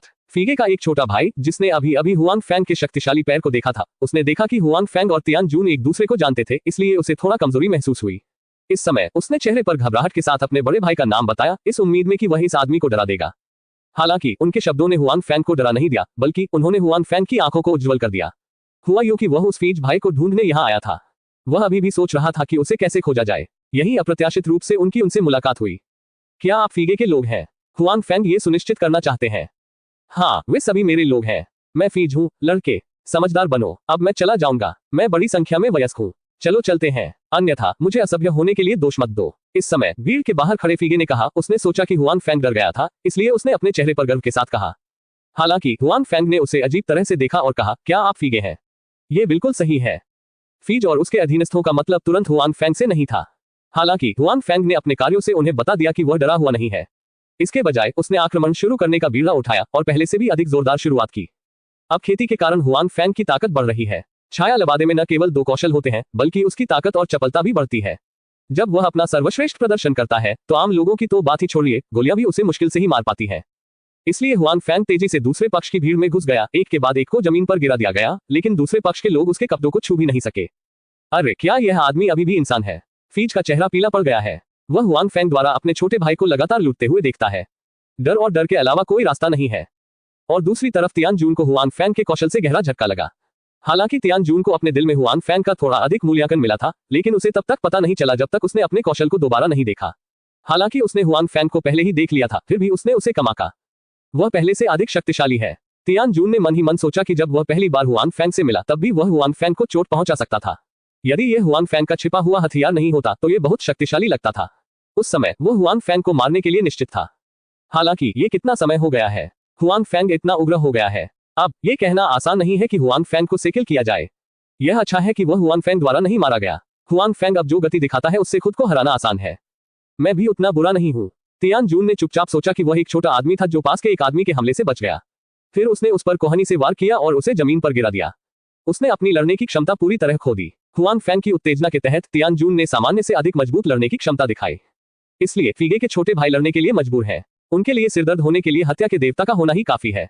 अब दूसरी तरफ दो ऐसे शब्द हैं जिन्हें सुनकर लोगों का जीना मुश्किल हो जाता है। इसलिए इन छोटे भाइयों ने जानबूझकर हुआंग फैंग और तियान जून से परहेज किया है। और मन की स्थिति में वे जिस युद्ध प्रभावशीलता की भूमिका निभा सकते हैं वह कल्पना योग्य है। जैसे ही फीगे ने देखा कि स्थिति अच्छी नहीं है, वह जाने के लिए तैयार हो गया। हालांकि कुछ कदम चलने से पहले उसे लगा कि उसके कंधे को थपथपाया गया है और एक आवाज नरक के राजा की आवाज की तरह लग रही थी। फीगे, तुम कहां जा रहे हो? बेहतर नवल पढ़ने के लिए आप हमारे YouTube चैनल और ऑडियो एक्सप्लेन टेलीग्राम चैनल से जुड़ सकते हैं 381 पेशेवरों के लिए। हुआंग फैंग ने अपने चेहरे पर एक फीकी मुस्कान के साथ बड़े भाई की ओर देखा जो दौड़ने जा रहा था। उसे उम्मीद नहीं थी कि उसे पकड़ना इतना आसान होगा। हुआंग फैंग ने हुआंग फैंग का कंधा पकड़ लिया और फीगे की हरकत तुरंत बंद हो गई। बेशक ये वह नहीं है जिसे वह रोकना चाहता है। दरअसल हुआंग फैंग की आवाज सुनने के बाद वह हुआंग फैंग के नियंत्रण से अलग होकर भाग जाना चाहता है, लेकिन चाहे वह कितनी भी मेहनत करने की कोशिश कर ले, हुआंग फैंग के छोटे हाथों से दूर होने का कोई रास्ता नहीं है। फिर भाई फी उदास चेहरे के साथ हुआंग फैंग की ओर मुड़े और कहा, यह हमारे लिए एक दूसरे से मिलने का पहला मौका है, क्या कोई गहरी नफरत नहीं है? मुझे जाने दो। इस समय फीगे ने अपने छोटे भाइयों को जमीन पर लेटे हुए लगातार कराहते हुए देखा है और उसकी आखिरी उम्मीद भी टूट गई है। जाहिर है, हालांकि उनके कई छोटे भाई हैं, वे हुआंग फैंग और तियान जून के प्रतिद्वंद्वियों से बहुत दूर हैं। विनती कर रहे फीगे को देखकर हुआंग फैंग को बहुत घृणा हुई और वह जीवन के प्रति बहुत लालची था और मृत्यु से डरता था। हालांकि हुआंग फैंग ने अपने चेहरे पर कोई भाव नहीं दिखाया। मुझे आपसे कुछ लेना देना है, जब तक आप सहयोग करते हैं मैं वादा करता हूं कि आप ठीक होंगे, नहीं यदि आप नहीं करते हैं तो आपका अच्छा जीवन हो सकता है ऊपर। हुआंग फैंग जानता है कि वास्तव में उसका अच्छा जीवन समाप्त हो गया है जब से उसने खुद इस लड़के को पाया है। इससे कोई फर्क नहीं पड़ता कि वह क्या कहता है या नहीं कहता, वह भविष्य में पिछला जीवन नहीं जी सकता। उनके टोंग कियानजुन के साथ जाने की संभावना है। हालांकि ये फीगे स्पष्ट रूप से अब यह नहीं जानता है। उन्होंने तुरंत कहा, मैं सहयोग करूंगा, मैं सहयोग करने का वादा करता हूं। मैं आपके लिए क्या कर सकता हूं? ये बोलने की जगह नहीं है, हुआंग फैंग ने कहा। उसके बाद उन्होंने मैदानी सेना की ओर देखा और कहा, आप यहां कैसे हो सकते हैं? बेशक ये दृश्य को नष्ट करने के लिए है। जैसे ही तियान जून ने अपने छोटे भाई को उठाया, उसने कहा, फीगे के लोगों को नीचे गिरा दिया गया है। हालांकि जिन लोगों को वह यहां लाया था उनमें से कुछ को भी कुछ चोटें आई हैं। सौभाग्य से हुआंग फैंग बाद में शामिल हो गए, इसलिए ये लोग गंभीर रूप से घायल नहीं हुए। हुआंग फैंग ने यह स्पष्ट करने के लिए सिर हिलाया कि तियान जून ने उन्हें पिछली बार बताया था कि वे हाल के समय में इस मामले पर काम करने में व्यस्त थे, लेकिन प्रभाव इतना अच्छा नहीं था। आज वे बस एक दूसरे से मिल गए। इसके अलावा यदि वे उपस्थित नहीं होते तो तियान जून आज बिना सफलता के लौट आया होता। यह देखा जा सकता है कि तियान जून की शक्ति बहुत बड़ी नहीं है। हुआंग फैंग ने इसके बारे में सोचा और फिर वह तियान जून के पास फुसफुसाए, इस पर ध्यान दें, ये फीज बाहर नहीं आ सकता है, आप पहले उसके क्षेत्र को देख सकते हैं। क्या बात क्या बात, तियान जून हैरान था। फिगे के हाथों में अभी भी बहुत सी जगहें हैं, खासकर उसका हालिया विस्तार। आज जब वह यहाँ आया तो वह सिर्फ बार लेना चाहता था। उसने इस बारे में बिल्कुल भी नहीं सोचा, वह सभी स्थानों को फीज के हाथों में लेना चाहता था। आखिरकार यह अवास्तविक था। हालांकि हुआंग फैंग के शब्द उसे आशा की किरण देते हैं। यदि यह फीगे भाई वास्तव में अंदर जाता है तो उसके नियंत्रण वाले क्षेत्र में अराजकता फैल जाएगी। यदि वह पहले से तैयारी करता है तो हो सकता है कि उसे अपने सभी क्षेत्र प्राप्त न हो, लेकिन उसे बहुत लाभ होना निश्चित है। यह आदमी एक बड़े मामले में शामिल है और निश्चित रूप से शामिल होगा। हुआंग फैंग ने कहा कि फीज का हालिया विस्तार बहुत मजबूत है, स्वाभाविक रूप से, क्योंकि उन्हें एक नया समर्थक मिला है। अब उसका समर्थक मुसीबत में है और फीगे निश्चित रूप से उसके दुर्भाग्य का अनुसरण करेगा। उन पुलिस स्टेशनों को उसे साफ करने के लिए इस अवसर का लाभ उठाने में कोई आपत्ति नहीं है। हालांकि तियान जून ने सोचा कि हुआंग फैंग रहस्यमय था। उसने सोचा कि हुआंग फैंग ने कहा था कि पुलिस स्टेशन से उसका एक दोस्त था। हो सकता है हुआंग फैंग की खबर वहीं से आई हो। इसके अलावा हुआंग फैंग आज रात इस मामले में शामिल लग रहे थे। मेरे लिए इस आदमी को देखो, मैं बाहर जाऊंगा और फोन करूंगा, हुआंग फैंग ने मैदानी सेना से कहा। उसके बाद हुआंग फैंग ने निर्देशक क्यू को बुलाया। अब जब उसने खाता बही और गवाह कार्ड प्राप्त कर लिया है तो निम्नलिखित मामले पूरी तरह से निदेशक क्यू को सौंपे जा सकते हैं। आखिरकार इस संबंध में वे पेशेवर हैं और यह एक राजनीतिक उपलब्धि भी है जो निर्देशक क्यू के लिए अच्छा है। निश्चित रूप से निर्देशक क्यू ने हुआंग फैंग का फोन आने के बाद उन्हें बहुत महत्व दिया। ये जानने के बाद कि हुआंग फैंग ने सभी सबूत एकत्र कर लिए हैं, उन्होंने हुआंग फैंग को फीगे को देखने और यथास्थान उसका इंतजार करने के लिए कहा। फीज भाग नहीं सका।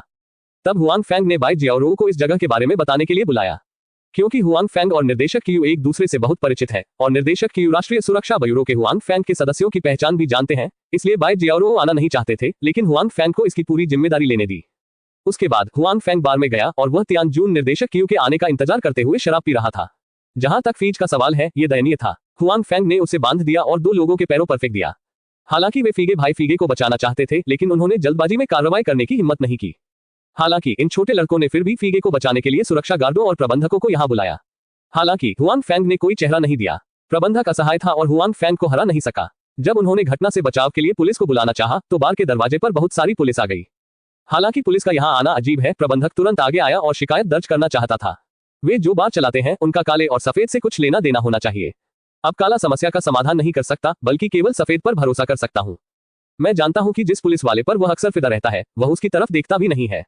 जब वे पुलिसकर्मी अंदर आते हैं तो वे यहाँ आए सभी मेहमानों को भगा देते हैं और चारों ओर देखते हैं जब तक कि उन्हें हुआंग फेंग नहीं मिल जाता, लेकिन वे उसकी ओर बढ़ते हैं। मिस्टर हुआंग, निर्देशक क्यू के आदेश पर हम आपके साथ सहयोग करने के लिए यहाँ हैं। वह हुआंग फेंग से परिचित है। उन्होंने हुआंग फेंग को पहले भी कई बार देखा है। हालांकि वह अपनी विशिष्ट पहचान नहीं जानता है, लेकिन वह जानता है कि हुआंग फेंग और निर्देशक क्यू के पिता बेटी के रिश्ते अच्छे हैं। इस बार हालांकि उन्हें नहीं पता कि उनका विशिष्ट कार्य क्या है, निर्देशक क्यू ने स्पष्ट रूप से कहा है उसे हुआंग फेंग के साथ सहयोग करने दे और वही करने दे जो हुआंग फेंग ने उससे करने को कहा था। क्यों? जब उस बार के मैनेजर ने यह दृश्य देखा तो वह पूरी तरह से मरनासन हो गया। वह हुआंग फेंग के प्रति बहुत विनम्र था और उनसे उम्मीद करता था कि वे हुआंग फेंग को साफ कर देंगे। अगर हुआंग फेंग सफाई नहीं करेगा तो ठीक रहेगा। और एक तरफ तियान जून मैनेजर से कम हैरान नहीं था। उसने सोचा कि हुआंग फेंग का केवल एक पुलिस मित्र था, लेकिन अब ऐसा लगता है कि उसके मित्र की पहचान बिल्कुल सरल नहीं है। बेहतर नवल पढ़ने के लिए आप हमारे YouTube चैनल और ऑडियो एक्सप्लेन टेलीग्राम चैनल से जुड़ सकते हैं। 382 दूर ले जाओ। हुआंग फेंग को नहीं लगा कि कुछ भी गलत है। आखिरकार निर्देशक क्यू को उसकी पहचान पता थी, इसलिए उसने इन पुलिसकर्मियों से उसके साथ सहयोग करने के लिए कहा। यह कहा जा सकता है कि अब वह जिसका प्रतिनिधित्व करते हैं वह राष्ट्रीय सुरक्षा ब्यूरो है। यह मामला राष्ट्रीय सुरक्षा ब्यूरो और पुलिस स्टेशन के बीच सहयोग के बराबर है। निर्देशक क्यू, हुआंग फेंग ने पूछा। निर्देशक क्यू यहीं होंगे? पुलिसकर्मी ने कहा कि उन्हें जो आदेश मिला था वह ये था कि पहले खुद आए और हुआंग फेंग के साथ सहयोग करें, जबकि निर्देशक क्यू खुद बाद में आएंगे। हुआंग फेंग ने सिर हिलाया और फिर उससे कहा, इस आदमी को ले जाओ और किसी और को उसे छूने मत दो। हुआंग फेंग ने फीगे की ओर इशारा किया, थोड़ा झिझके, और हुआंग फेंग ने फीगे के बाकी छोटे भाइयों की ओर इशारा किया और कहा, उन्हें वापस एक साथ लाओ। हालांकि केवल फीगे ही हुआंग फेंग का लक्ष्य है, हुआंग फेंग को अपने छोटे भाई को दूर ले जाने और तियान जून को कुछ मदद देने में कोई आपत्ति नहीं है। हालांकि तियान जून को हुआंग फेंग के विशिष्ट उद्देश्य के बारे में नहीं पता था। उसने ये भी सोचा कि हुआंग फेंग ने उससे पहले क्या कहा था।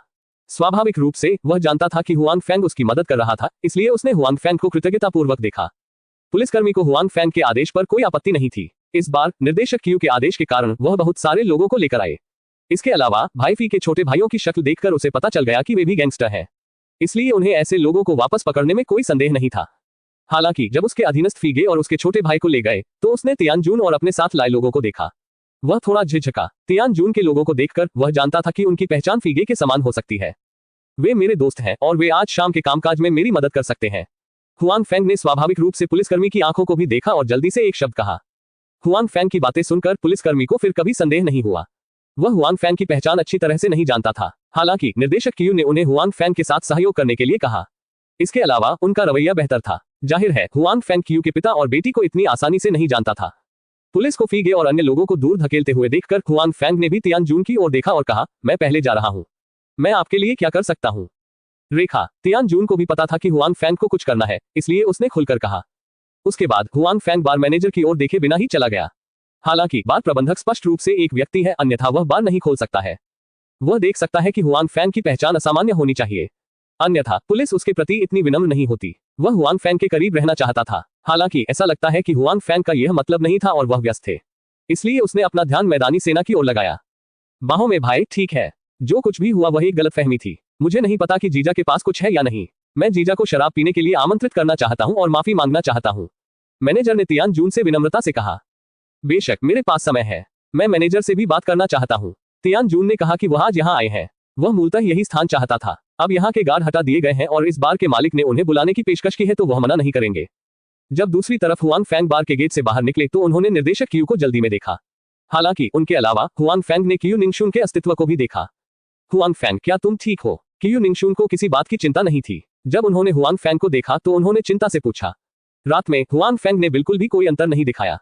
उन्होंने यह नहीं सोचा था कि हुआंग फेंग ने कम समय में इतना बड़ा कदम उठाया है। मैं ठीक हूँ। हुआंग फेंग ने अपना सिर हिलाया और कहा, निर्देशक क्यू, उस फीगे भाई को आपके लोग कार में ले गए हैं। ये खाता बही है, देखो। क्यू निंगशुन ने थोड़ा सिर हिलाया, खाता बही अपने हाथ में ली और उसे देखा। हालांकि उनका चेहरा और अधिक गरिमापूर्ण हो गया क्योंकि ऊपर के कई लोग इसे जानते थे, यहाँ तक कि सामान्य समय पर भी इसके बारे में बात करते थे। हालांकि उनका चेहरा गरिमापूर्ण था और उन्होंने दबाव महसूस किया, लेकिन उनका डरने का इरादा नहीं था क्योंकि इसमें शामिल सभी लोग शहर स्तर पर थे और प्रांत तक नहीं फैले थे। इसके अलावा वह हैरान था और अब इसकी पुष्टि हो गई है। टोन कियानजुन के स्थान पर एक सफलता मिली। फीगे के अलावा निर्देशक क्यू को अभी भी लगा कि वह उन लोगों को ले सकते हैं। इसके अलावा उन्होंने हुआंग फेंग को देखा। इस मामले में राष्ट्रीय सुरक्षा ब्यूरो के लोग शामिल थे, इसलिए उन्हें इसकी बेहतर समझ थी। सब कुछ बहुत महत्वपूर्ण है। मैं अभी कुछ नेताओं से मिलने जा रहा हूँ। क्या आप पुलिस स्टेशन जाना चाहते हैं या अकेले वापस जाना चाहते हैं? क्यू ने कहा कि क्योंकि शहर के कुछ नेता यहाँ शामिल हैं, इसलिए मामले को जांच के लिए फाइल पर रखने से पहले इसे प्रांत के नेताओं द्वारा अनुमोदित किया जाना चाहिए। पहले मुझे वापस जाने दीजिए। अगर आपके पास यहाँ कोई खबर हो तो कृपया मुझे जल्द से जल्द बताएं। हुआन फेंग ने कहा कि वह अभी भी इस मामले को लेकर बहुत चिंतित है। इसके अलावा उनका और बाई जियाओरो दोनों का मानना है कि यह मामला अभी खत्म नहीं हुआ है। टोंग कियानजुन के पीछे कोई होना चाहिए, इसलिए हुआन फेंग इसे हल्के में लेने की हिम्मत नहीं करते। ठीक है, मैं जियो वांग को आपके संपर्क में रहने दूंगा। यदि आपको कोई समस्या है तो आप जियो वांग को भी ढूंढ सकते हैं, जो इसे हल करने में आपकी मदद करेगा। निदेशक कियू ने कहा कि उनके मुंह में लिटिल वांग वह पुलिसकर्मी था जिसने टीम का नेतृत्व किया था और नगरपालिका ब्यूरो का नंबर 3 व्यक्ति था। हालांकि उसकी शक्ति बहुत अधिक नहीं थी, वह व्यक्ति था जिसने हाल ही में निर्देशक कियू का अनुसरण किया था। रेखा, हुआन फेंग ने भी मना नहीं किया। उनका उद्योग जियांगजू में है। म्यूनिसिपल ब्यूरो जैसे व्यक्ति के साथ अच्छे संबंध रखना उसके लिए बहुत मददगार है। निर्देशक कियू जल्दी से चले गए, लेकिन कियू निंगशुंग ने उनका साथ नहीं छोड़ा। आज रात जो हुआ उसका टोंग कियानजुन से क्या लेना देना है। अन्य लोगों के चले जाने के बाद केवल हुआन फेंग और कियू निंगशुंग ही घटनास्थल पर थे। कियू निंगशुंग ने हुआन फेंग को देखा और पूछा, उसने पहले टोंग कियानजुन के मामलों में भाग लिया है, इसलिए वह भी कुछ जानती है। इसके अलावा कियू निंगशुंग ने सोचा कि टोंग कियानजुन पर कब्जा करने के बाद हुआन फेंग पर उसके पीछे के लोगों द्वारा जवाबी कार्रवाई की जाएगी। वह उसके पीछे की चीजों पर आश्चर्यचकित नहीं होगी। ठीक है, हालांकि वही खाते में सभी लोग नहीं है, हुआन फेंग ने कहा। तो सावधान रहें, आपने टोंग कियानजुन को पहले गिरफ्तार किया था और अब आप उसके पीछे के कुछ लोगों को खोज निकाल रहे हैं।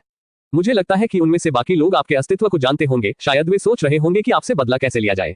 कियू निंगशुंग ने कुछ चिंता के साथ कहा कि वह उसके जैसे परिवार में पैदा हुई थी और इन चीजों से अपरिचित नहीं थी। मैं सावधान रहूंगा और मरने का इंतजार नहीं करूंगा। हुआन फेंग ने आत्मविश्वास से कहा कि आज शाम का कार्यक्रम तो बस शुरुआत है, वह आगे नहीं रुकेंगे। बेहतर नवल पढ़ने के लिए आप हमारे YouTube चैनल और ऑडियो एक्सप्लेन टेलीग्राम चैनल से जुड़ सकते हैं। 383 ट्रस्ट वापस। ये कैसा है? जब हुआन फेंग अपने अपार्टमेंट में वापस आई तो बाई जियाओरो सोफे पर बैठी थी, टीवी देख रही थी और नाश्ता कर रही थी। उसके चेहरे पर कोई चिंता नहीं थी। जहां तक जियाओबाई की बात है, वह अपनी सफेद और कोमल जांघ पर लेटी हुई थी, आराम से झुक रही थी। हुआन फेंग ने पहले जियाओबाई को ईर्ष्या से देखा और फिर कहा, लोगों को निर्देशक कियू द्वारा ले जाया गया था और मैंने निर्देशक कियू को खाता बही दे दी। हुआन फेंग बाई जियाओरो के पास गए और बैठ गए। उसके नाश्ते को देखते हुए उसने भौहें चढ़ा दी और कहा, क्या आप इसे खाने जा रहे हैं? और क्या आप खाना बनाने के लिए वापस नहीं आते? बाई जियाओरो ने सफेद आंख से कहा, क्या आप इसे स्वयं नहीं करेंगे? हुआन फेंग ने बिना शब्दों के कहा, नहीं। बाई जियाओरो ने स्पष्ट स्वर में कहा, मुझे नहीं पता कि टीम लीडर कैसे बनना है। हुआन फेंग रसोई में बाई जियाओरो से बुदबुदाते हैं। टीम लीडर होने का खाना पकाने में सक्षम होने से कोई लेना देना नहीं है। हुआन फेंग को रसोई में व्यस्त देखने के लिए बाई जियाओरो रसोई की तरफ निर्भर रहती है। तुरंत बाई जियाओरो ने भौहें चढ़ा दी और कहा, आपने उस व्यक्ति और खाता बही को निदेशक कियू को सौंप दिया है। क्या वह विश्वसनीय है? बाई जियाओरो की चिंता अनुचित नहीं है। यदि निर्देशक कियू उन लोगों के साथ है तो हुआन फेंग द्वारा सौंपी गई चीजें बेवजह गायब हो जाएंगी। न केवल वह टोंग कियानजुन के पीछे वाले व्यक्ति को नहीं पकड़ सकता, बल्कि अन्य लोगों को भी उसके अस्तित्व के बारे में पता चल जाएगा, इसलिए वह खतरे में है। उसे कोई समस्या नहीं होनी चाहिए। हुआन फेंग ने एक पल के लिए सोचा और कहा कि उसने कियू निंगशुंग की जान बचाई है। इसके अलावा कियू निंगशुंग के शब्दों और निर्देशक कियू के साथ हुआन फेंग के स्वयं के संपर्क के माध्यम से उन्हें यह भी लगा कि निर्देशक कियू उस तरह के व्यक्ति नहीं थे, इसलिए वह खाता बही सौंप देंगे। हालांकि हुआन फेंग उत्तराधिकारी के बिना नहीं थे। हालांकि उसके पास ज्यादा अनुभव नहीं था, फिर भी वह मूर्ख नहीं था। मैंने अपने मोबाइल फोन से उस बही खाते की तस्वीर ली, हुआन फेंग ने कहा। हालांकि यह मूल नहीं है, लेकिन इन तस्वीरों के साथ ये किसी से बेहतर नहीं होना चाहिए। बाई जियाओरो ने सिर हिलाया और कहा, मैं नहीं देख सकती। आप बहुत सावधान हैं। वह है, हुआन फेंग ने कहा। हुआन फेंग ने बाई जियाओरो की आशा भरी आंखों के सामने रात का खाना बनाने में ज्यादा देर नहीं की। क्योंकि बहुत देर हो चुकी थी, हुआन फेंग ने इसे बहुत जटिल बनाने की योजना नहीं बनाई थी, इसलिए उसने सिर्फ नूडल्स का ऑर्डर दिया। हालांकि बाई जियाओरो में साधारण नूडल्स की भी स्वादिष्ट खुशबू आती है। हालांकि उसने बहुत सारे स्नैक्स खाए हैं। जब हुआन फेंग ने नूडल्स लाए तब भी उसे अपने पेट में भूख महसूस हुई।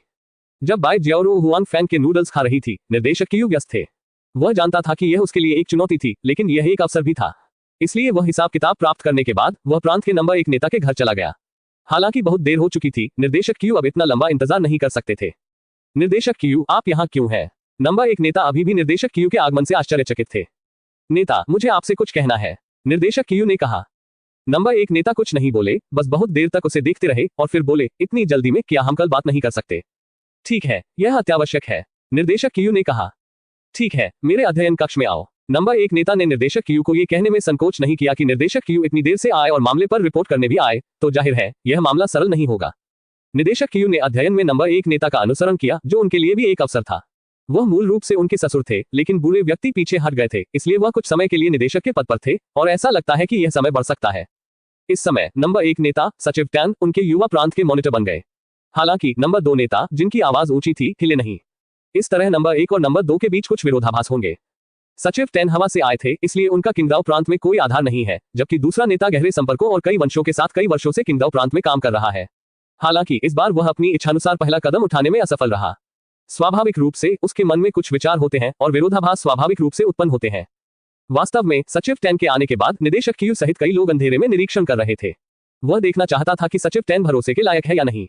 दूसरे नेता के लिए निर्देशक क्यू सामान्य समय में अपने व्यवहार के आदी नहीं थे, इसलिए उन्होंने एक दूसरे के करीब आने के बारे में नहीं सोचा। यही कारण है कि वह आगे नहीं बढ़े। सचिव टेन निदेशक क्यू को एक अच्छा उम्मीदवार मानते हैं। निर्देशक क्यू को यह विचार पहले से था। हालांकि विभाग के निदेशक होते हुए भी बिना सोचे समझे दरवाजे पर आना अच्छा नहीं है। दूसरे पक्ष को उस पर शक हो सकता है। आज अच्छा मौका है। यदि वह इस मामले की जांच जारी रखना चाहता है तो उसे अपना समर्थन देने के लिए किसी को ढूंढना होगा। तो उसने सेक्रेटरी टेन के बारे में सोचा। बेशक दूसरा कारण यह है कि उस हिसाब किताब में कुछ लोग आमतौर पर नेता 2 के करीब होते हैं, इसलिए श्री क्यू के लिए नेता 2 को ढूंढना असंभव है। बेशक निर्देशक क्यू को पता है कि हालांकि उन्होंने अभी अभी सेक्रेटरी टेन के घर में प्रवेश किया है, ये खबर जल्द ही कई लोगों को पता चल जाएगी जो इसमें रुचि रखते हैं। वे अपने उद्देश्य का अनुमान लगाएंगे और सोचेंगे कि क्या उन्होंने खुद को सचिव टेन के प्रति प्रतिबद्ध किया है। चूंकि निर्देशक क्यू ने अपना मन बना लिया है, उन्हें इसका पछतावा नहीं होगा। इसके अलावा सेक्रेटरी टेन को अब लोगों की जरूरत है। वह झुकने वाले पहले व्यक्ति हैं। जब तक सचिव टेन बाद में रुक सकते हैं, इससे उन्हें ही फायदा होगा। इस समय सचिव टेन, जो उनके सामने चल रहे थे, ने भी सोचा कि निर्देशक क्यू अपनी दयालुता दिखाने के लिए यहाँ आए थे। जहां तक उन्होंने रिपोर्टिंग कार्य के बारे में जो कहा, वह तो महज एक बहाना था। सेक्रेटरी टेन को वास्तव में अब अपने साथ जुड़ने के लिए किसी की जरूरत है, अन्यथा उनके काम को अंजाम देना आसान नहीं है। और निर्देशक क्यू की पहचान अच्छी है, उसे इसकी जरूरत है, इसलिए उसने बहुत अच्छे से एक दूसरे को खुशी खुशी स्वीकार किया। निर्देशक क्यू का अनुमान सही था। सचिव टेन के घर में आने के 10 मिनट से भी कम समय में प्रांत के सभी नेता उनके बारे में जान चुके हैं।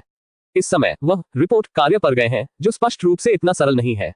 कुछ लोग इसके बारे में सोच रहे हैं, कुछ लोग उनके व्यवहार पर अपने दांत पीस रहे हैं। हालांकि ऐसा लगता है कि वे ज्यादा कुछ नहीं देख सकते हैं। हालांकि मेरे दिल में निर्देशक क्यू को काली सूची में सूचीबद्ध किया गया है।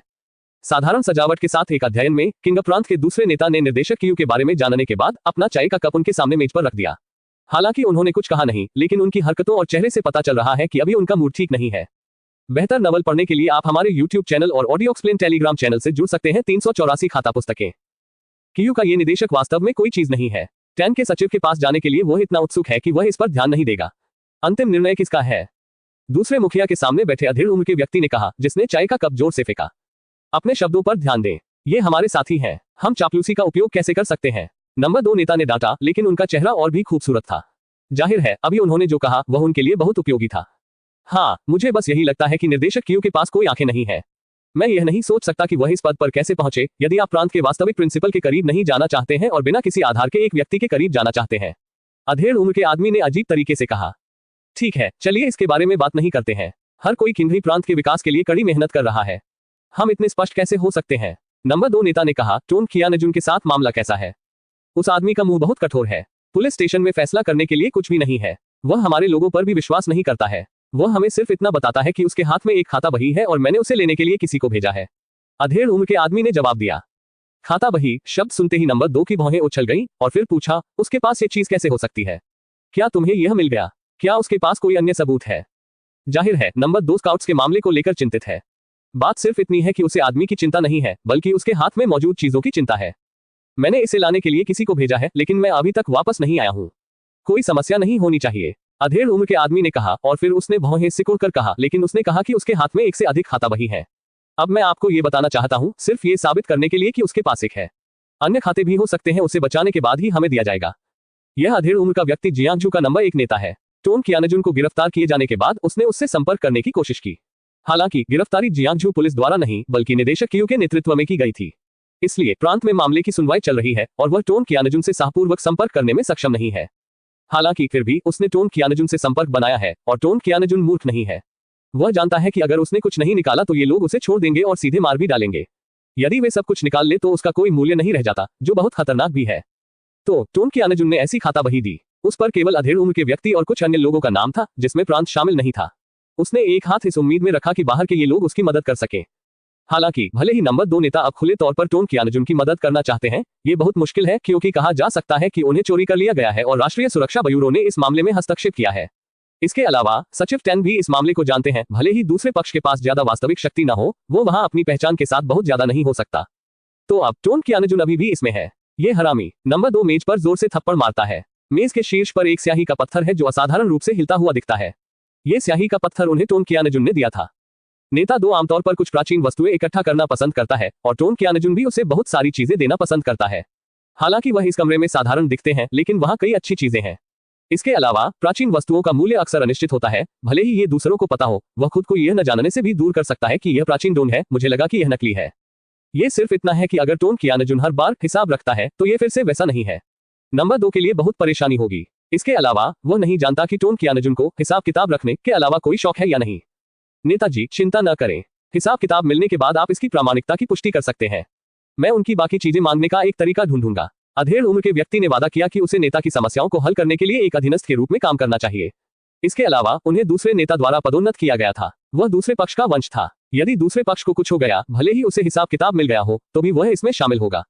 वह अपने अधीनस्थों की गारंटी से बहुत संतुष्ट है। वह मामलों को संभालने में अच्छा है और नेताओं के मतलब को समझता है। वह आमतौर पर अपने प्रति संतानोचित रहना जानता है। सामान्यतया वह बहुत संतुष्ट है। वैसे क्या यह विश्वसनीय है कि आप उस व्यक्ति को खाता बही प्राप्त करने के लिए बुलाएं? दूसरे नेता से पूछा। विश्वसनीय? मैं लंबे समय से इस व्यक्ति के संपर्क में हूं। मैंने पहले भी मेरे लिए बहुत कुछ किया है और कभी कोई गलती नहीं की। अधेड़ उम्र के आदमी ने कहा। जाहिर है फीगे पहली बार उनके काम में मदद नहीं कर रहे हैं। जो लोग हिसाब किताब लेने जाते हैं उन्हें लगता है कि ये पहली बार है। ये सिर्फ इसलिए है क्योंकि उन्होंने पिछले कार्य में भाग नहीं लिया था। फीज अधिक गुप्त भी है। इसके अलावा यह अधेड़ उम्र का आदमी अधिक सतर्क भी है। हालांकि उन्हें कई बातें बताई गई हैं, फीगे सामान्य समय में भी विवश है। उसे बहुत तेजी से दौड़ने की इजाजत नहीं है। फिर यह बहुत ध्यान देने योग्य है, लेकिन उसकी मदद करना आसान नहीं है। इस बार वह फीगे को विस्तार में मदद करने के लिए सहमत होने का कारण यह था कि फीगे ने दृढ़ता से पूछा था। इसके बारे में सोचने के बाद अधेड़ उम्र का आदमी सहमत हो गया। आखिरकार फीगे ने उसके लिए बहुत कुछ किया है। वह हर वक्त उस पर दबाव नहीं डाल सकता। इसके अलावा वह अब जियांगझू का भाई है और उसका नेतृत्व किंग प्रांत का वास्तविक नेता है। उसे और किस बात का डर हो सकता है? लेकिन उस अधेड़ उम्र के आदमी को यह नहीं पता कि फीज, जिसने कोई गलती नहीं की है, इस बार सचमुच गलत हो गया है। इसके अलावा उन्हें खुद निर्देशक क्यू ने गिरफ्तार किया है। अब उनकी कोई खबर नहीं है। अच्छा, ये तो अच्छी बात है। नंबर 2 नेता ने संतुष्टि से सिर हिलाया। क्या ये खाता सच है? दूसरी तरफ सचिव टैन ने निदेशक क्यू को गंभीरता से देखा और कहा। सबसे पहले सचिव टैन ने सोचा कि निर्देशक क्यू उन पर दया दिखाने आए हैं। वास्तव में ऐसा नहीं था कि उनके साथ कुछ गलत था, लेकिन उन्हें उम्मीद नहीं थी कि निर्देशक क्यू वास्तव में व्यस्त थे। इसके अलावा ये सचमुच बहुत बड़ी बात थी। आपको पता होना चाहिए कि यद्यपि किंगजो प्रांत में रहने के दौरान उन्होंने सत्ता पर पूरी तरह से महारत हासिल नहीं की है, लेकिन उन्होंने यहाँ कार्मिक संरचना की स्पष्ट जांच की है। इस हिसाब किताब में दर्ज बहुत से लोग इसके बारे में जानते हैं और उनकी पहचान सामान्य नहीं है। यदि यह हिसाब किताब सच है तो जियांगझू के आधिकारिक क्षेत्र में एक बड़ा भूकंप आएगा, यहाँ तक कि प्रांत भी प्रभावित होगा। आखिरकार जियांगझू किंग प्रांत की राजधानी है। बेहतर नवल पढ़ने के लिए आप हमारे YouTube चैनल और ऑडियो एक्सप्लेन टेलीग्राम चैनल से जुड़ सकते हैं। 385 दूर ले जाओ। ये हिसाब किताब सत्य है। निर्देशक क्यू भी गंभीर थे। ये सिर्फ राष्ट्रीय सुरक्षा ब्यूरो का कॉमरेड था जिसने मुझे ये दिया था। इन्हें से सचिव टैन हैरान थे। उन्हें राष्ट्रीय सुरक्षा ब्यूरो के अस्तित्व के बारे में अवश्य पता होगा, लेकिन उन्हें यह उम्मीद नहीं थी कि इस घटना में अभी भी राष्ट्रीय सुरक्षा ब्यूरो के लोग शामिल होंगे। यह आश्चर्य की बात नहीं है कि निर्देशक क्यू का राष्ट्रीय सुरक्षा ब्यूरो के लोगों से संपर्क था। आखिरकार राष्ट्रीय सुरक्षा ब्यूरो और उनकी पुलिस के बीच अक्सर सहयोग होता था। हाँ, इसकी खोज सबसे पहले राष्ट्रीय सुरक्षा ब्यूरो के साथियों ने की थी। इसके अलावा मुझे एक निजी कार्ड वापस मिला। वह आदमी एक गैंगस्टर था। उसे जियांगझू में एक भाई ने खाता बही प्राप्त करने का आदेश दिया था और फिर वह पकड़ा गया मौके पर राष्ट्रीय सुरक्षा ब्यूरो के साथियों द्वारा। निर्देशक क्यू ने कहा कि उनका मतलब हुआंग फैन को श्रद्धांजलि देना था। निर्देशक क्यू ने इसके बारे में नहीं सोचा। वह इसका सारा श्रेय लेना चाहते थे। इसके अलावा उन्हें हुआंग फैन के सहयोग की भी आवश्यकता थी। सचिव टैन ने सिर हिलाया। वह दृढ़ निश्चयी था। लोगों के साक्ष्य और भौतिक सबूतों से निर्देशक क्यू को सुनना आसान हो जाएगा। अब सवाल यह है कि क्या जियांगझू के पहले भाई और कुछ अन्य लोगों को गिरफ्तार किया जाना चाहिए या चेतावनी दी जानी चाहिए? टैन शुजी ने इस मुद्दे पर लंबे समय तक संकोच नहीं किया है। वह ऐसी बातें बर्दाश्त नहीं कर सकते। इसके अलावा वह निर्देशक क्यू के इरादे को जानता है, जो मदद और समर्थन की तलाश में है। जाहिर है निर्देशक क्यू भी गिरफ्तारी के इच्छुक है। हालांकि सचिव टैन ये भी जानते हैं कि जब तक वह गिरफ्तारी का आदेश देंगे, कोई उन्हें रोकने के लिए सामने आएगा। बहाने के तौर पर स्थिरता अधिक महत्वपूर्ण है। आखिर इस घटना में कई लोग शामिल हैं। यदि हम उन सभी को एक साथ पकड़ लें तो इसका बहुत बड़ा प्रभाव पड़ेगा और यह वास्तव में स्थिरता को प्रभावित करेगा। हालांकि सचिव टैन ये भी जानते हैं कि लंबा दर्द उतना अच्छा नहीं होता जितना छोटा होता है। इसके अलावा वह कुछ समय के लिए किंगरी में रहे हैं। इससे पहले वो बहुत कम महत्वपूर्ण रहे हैं और उन्होंने अपना अस्तित्व नहीं दिखाया है। ये कई लोगों के इंतजार करने और देखने का कारण भी है। अब निर्देशक क्यू के नेतृत्व में वह फिर से अपना अस्तित्व दिखा सकते हैं। फिर उसके बाद कोई और आएगा अपने आप को रिपोर्ट करो। निस्संदेह एक और बात है, जियांगझू का पहला भाई किंग प्रांत के अपने डिप्टी मॉनिटर के बहुत करीब है और उसे दूसरी तरफ से पदोन्नत किया गया है। कहा जा सकता है कि वह अपनी ही कतार में है। यदि वह जियांगझू के पहले भाई को पकड़ लेता है तो वह डिप्टी मॉनिटर के पंखों में से एक को खो देगा। इतने सारे कारणों के साथ सचिव टैन के पास निदेशक क्यू का समर्थन न करने का कोई कारण नहीं है। इस मामले को जाने दें। अनुशासन निरीक्षण आयोग और अभियोजक के साथियों के साथ सहयोग करना याद रखें। मैं आपके काम का समर्थन करूंगा। सचिव टैन ने लंबे समय तक ध्यान नहीं किया, इसलिए उन्होंने निदेशक क्यू से पुष्टि की। हाँ, कार्य पूरा करना सुनिश्चित करें। निर्देशक कियू ने खड़े होकर सलाम करते हुए जोर से कहा। निर्देशक कियू का यहां आना यह दिखाना है कि वह दूसरे पक्ष के करीब रहना चाहते हैं और दूसरे पक्ष का समर्थन चाहते हैं। विशिष्ट प्रबंधन प्रक्रिया और तरीकों के लिए निर्देशक कियू अभी भी उनसे परिचित है और उन्हें अन्य लोगों के मार्गदर्शन की आवश्यकता नहीं है। अब सचिव टेन के बयान के साथ ये पर्याप्त है। उसके हाथ में बहुत सारी चीजें हैं जो मामले को संभालने के लिए पर्याप्त है। अभी भी देर नहीं हुई है, आप इसे अभी कर सकते हैं। आखिरकार कुछ लोगों की नाक बहुत स्मार्ट होती है। सचिव टेन ने कहा कि एक बार निर्णय लेने के बाद वह अपना मजबूत पक्ष दिखाएंगे। सचिव टेन और निर्देशक कियू उन्हें बहुत पसंद करते हैं क्योंकि वह भी एक ऐसे ही व्यक्ति है।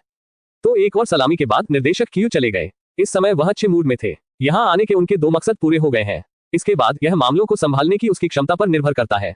आखिरकार हालांकि दूसरा पक्ष हालांकि ये दर्शाता है कि हमें अपना अर्थ स्वीकार करना चाहिए। हालांकि यदि हमारी व्यावसायिक क्षमता बहुत खराब है तो ये गारंटी देना कठिन है कि दूसरा पक्ष पछतावा नहीं करेगा या हमें दिल से नीची दृष्टि से नहीं देखेगा। इसलिए निर्देशक कियू भी इस मामले को अपना परीक्षण मानते हैं। उसे इस केस को खूबसूरत बनाना होगा। वह हुआंग फैंग वास्तव में मेरा आशीर्वाद है। सेक्रेटरी टैन के घर से निकलने के बाद निर्देशक कियू ने भावुक होकर कहा। जब हम पहली बार हुआंग फैंग से मिले तो वह दूसरी पार्टी थी जिसने उनकी बेटी को बचाया था। दूसरी बार हमने टोन कियानजुन पर कब्जा कर लिया। इस बार हुआंग फैंग ने उनके सामने बड़ा योगदान दिया।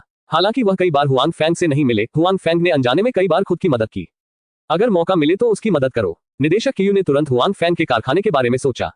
उन्हें याद आया कि यह सीवेज उपचार उपकरण बनाने वाली एक फैक्ट्री की तरह थी। वह केवल पर्यावरण स्वच्छता ब्यूरो के नेताओं से परिचित थे और उनके अच्छे संबंध थे। यदि हुआंग फैंग की चीजें वास्तव में अच्छी होती तो उन्हें मध्यस्थ बनने में कोई आपत्ति नहीं होती। हुआंग फैंग को अभी तक पता नहीं है। उनके अनजाने कार्यों ने निर्देशक कियू को उनके प्रति अच्छा और आभारी महसूस कराया है। मामला तूल पकड़ने पर उन्होंने अपनी फैक्ट्री की मदद करने के बारे में भी सोचा। निर्देशक कियू अभी भी बहुत तेज है। जैसे ही वह सचिव टैन के घर से बाहर निकलता है वह अनुशासन निरीक्षण आयोग और अभियोजक के साथियों से संपर्क करना शुरू कर देता है। हालांकि अब बहुत देर हो चुकी है, आखिरकार यह बहुत महत्वपूर्ण बात है, इसलिए कोई भी इसे नजरअंदाज करने की हिम्मत नहीं करता और घर से ऑफिस लौट जाता है। इस समय उसे नहीं पता था कि उसे गिरफ्तार किया जाने वाला है। किंग प्रांत में नंबर 2 घर से बाहर आने के बाद वह घर गया और फीगे और अन्य लोगों द्वारा खाता बही देने का इंतजार किया। हालांकि उसने फीगे के लिए दूसरों की प्रतीक्षा नहीं की। इसके बजाय उन्होंने निर्देशक कियू के अप्रत्याशित मेहमानों की प्रतीक्षा की। उसकी भयभीत और भ्रमित आंखों में उसे कई लोग उठा ले गए। इस रात जियांगजू के पहले भाई के अलावा कई लोगों को ले जाया गया। जो लोग अच्छी तरह से जानते हैं उन्होंने पहले ही भविष्यवाणी कर दी है कि जियांगजू बदलने वाला है। इस घटना के पीछे सेक्रेटरी टैन का हाथ भी सामने आया है। सचिव जो पहले एक कम महत्वपूर्ण उड़ान में था, इस समय उसने आखिरकार अपने नुकीले दांत उजागर कर दिए। इसके अलावा अगर इसका खुलासा नहीं किया गया तो इतनी बड़ी कार्रवाई होगी कि लोग कुछ देर तक प्रतिक्रिया नहीं कर पाएंगे। छूना, यह अभी भी अध्ययन है जो सरल और सजाया हुआ दिखता है। किंग प्रांत के दूसरे नेता ने इस बार कप मेज पर नहीं रखा बल्कि गंभीर रूप से जमीन पर गिर गया। टूटी हुई टाइलें हर जगह हैं। उनके चेहरे पर गुस्सा है और थोड़ी घबराहट भी।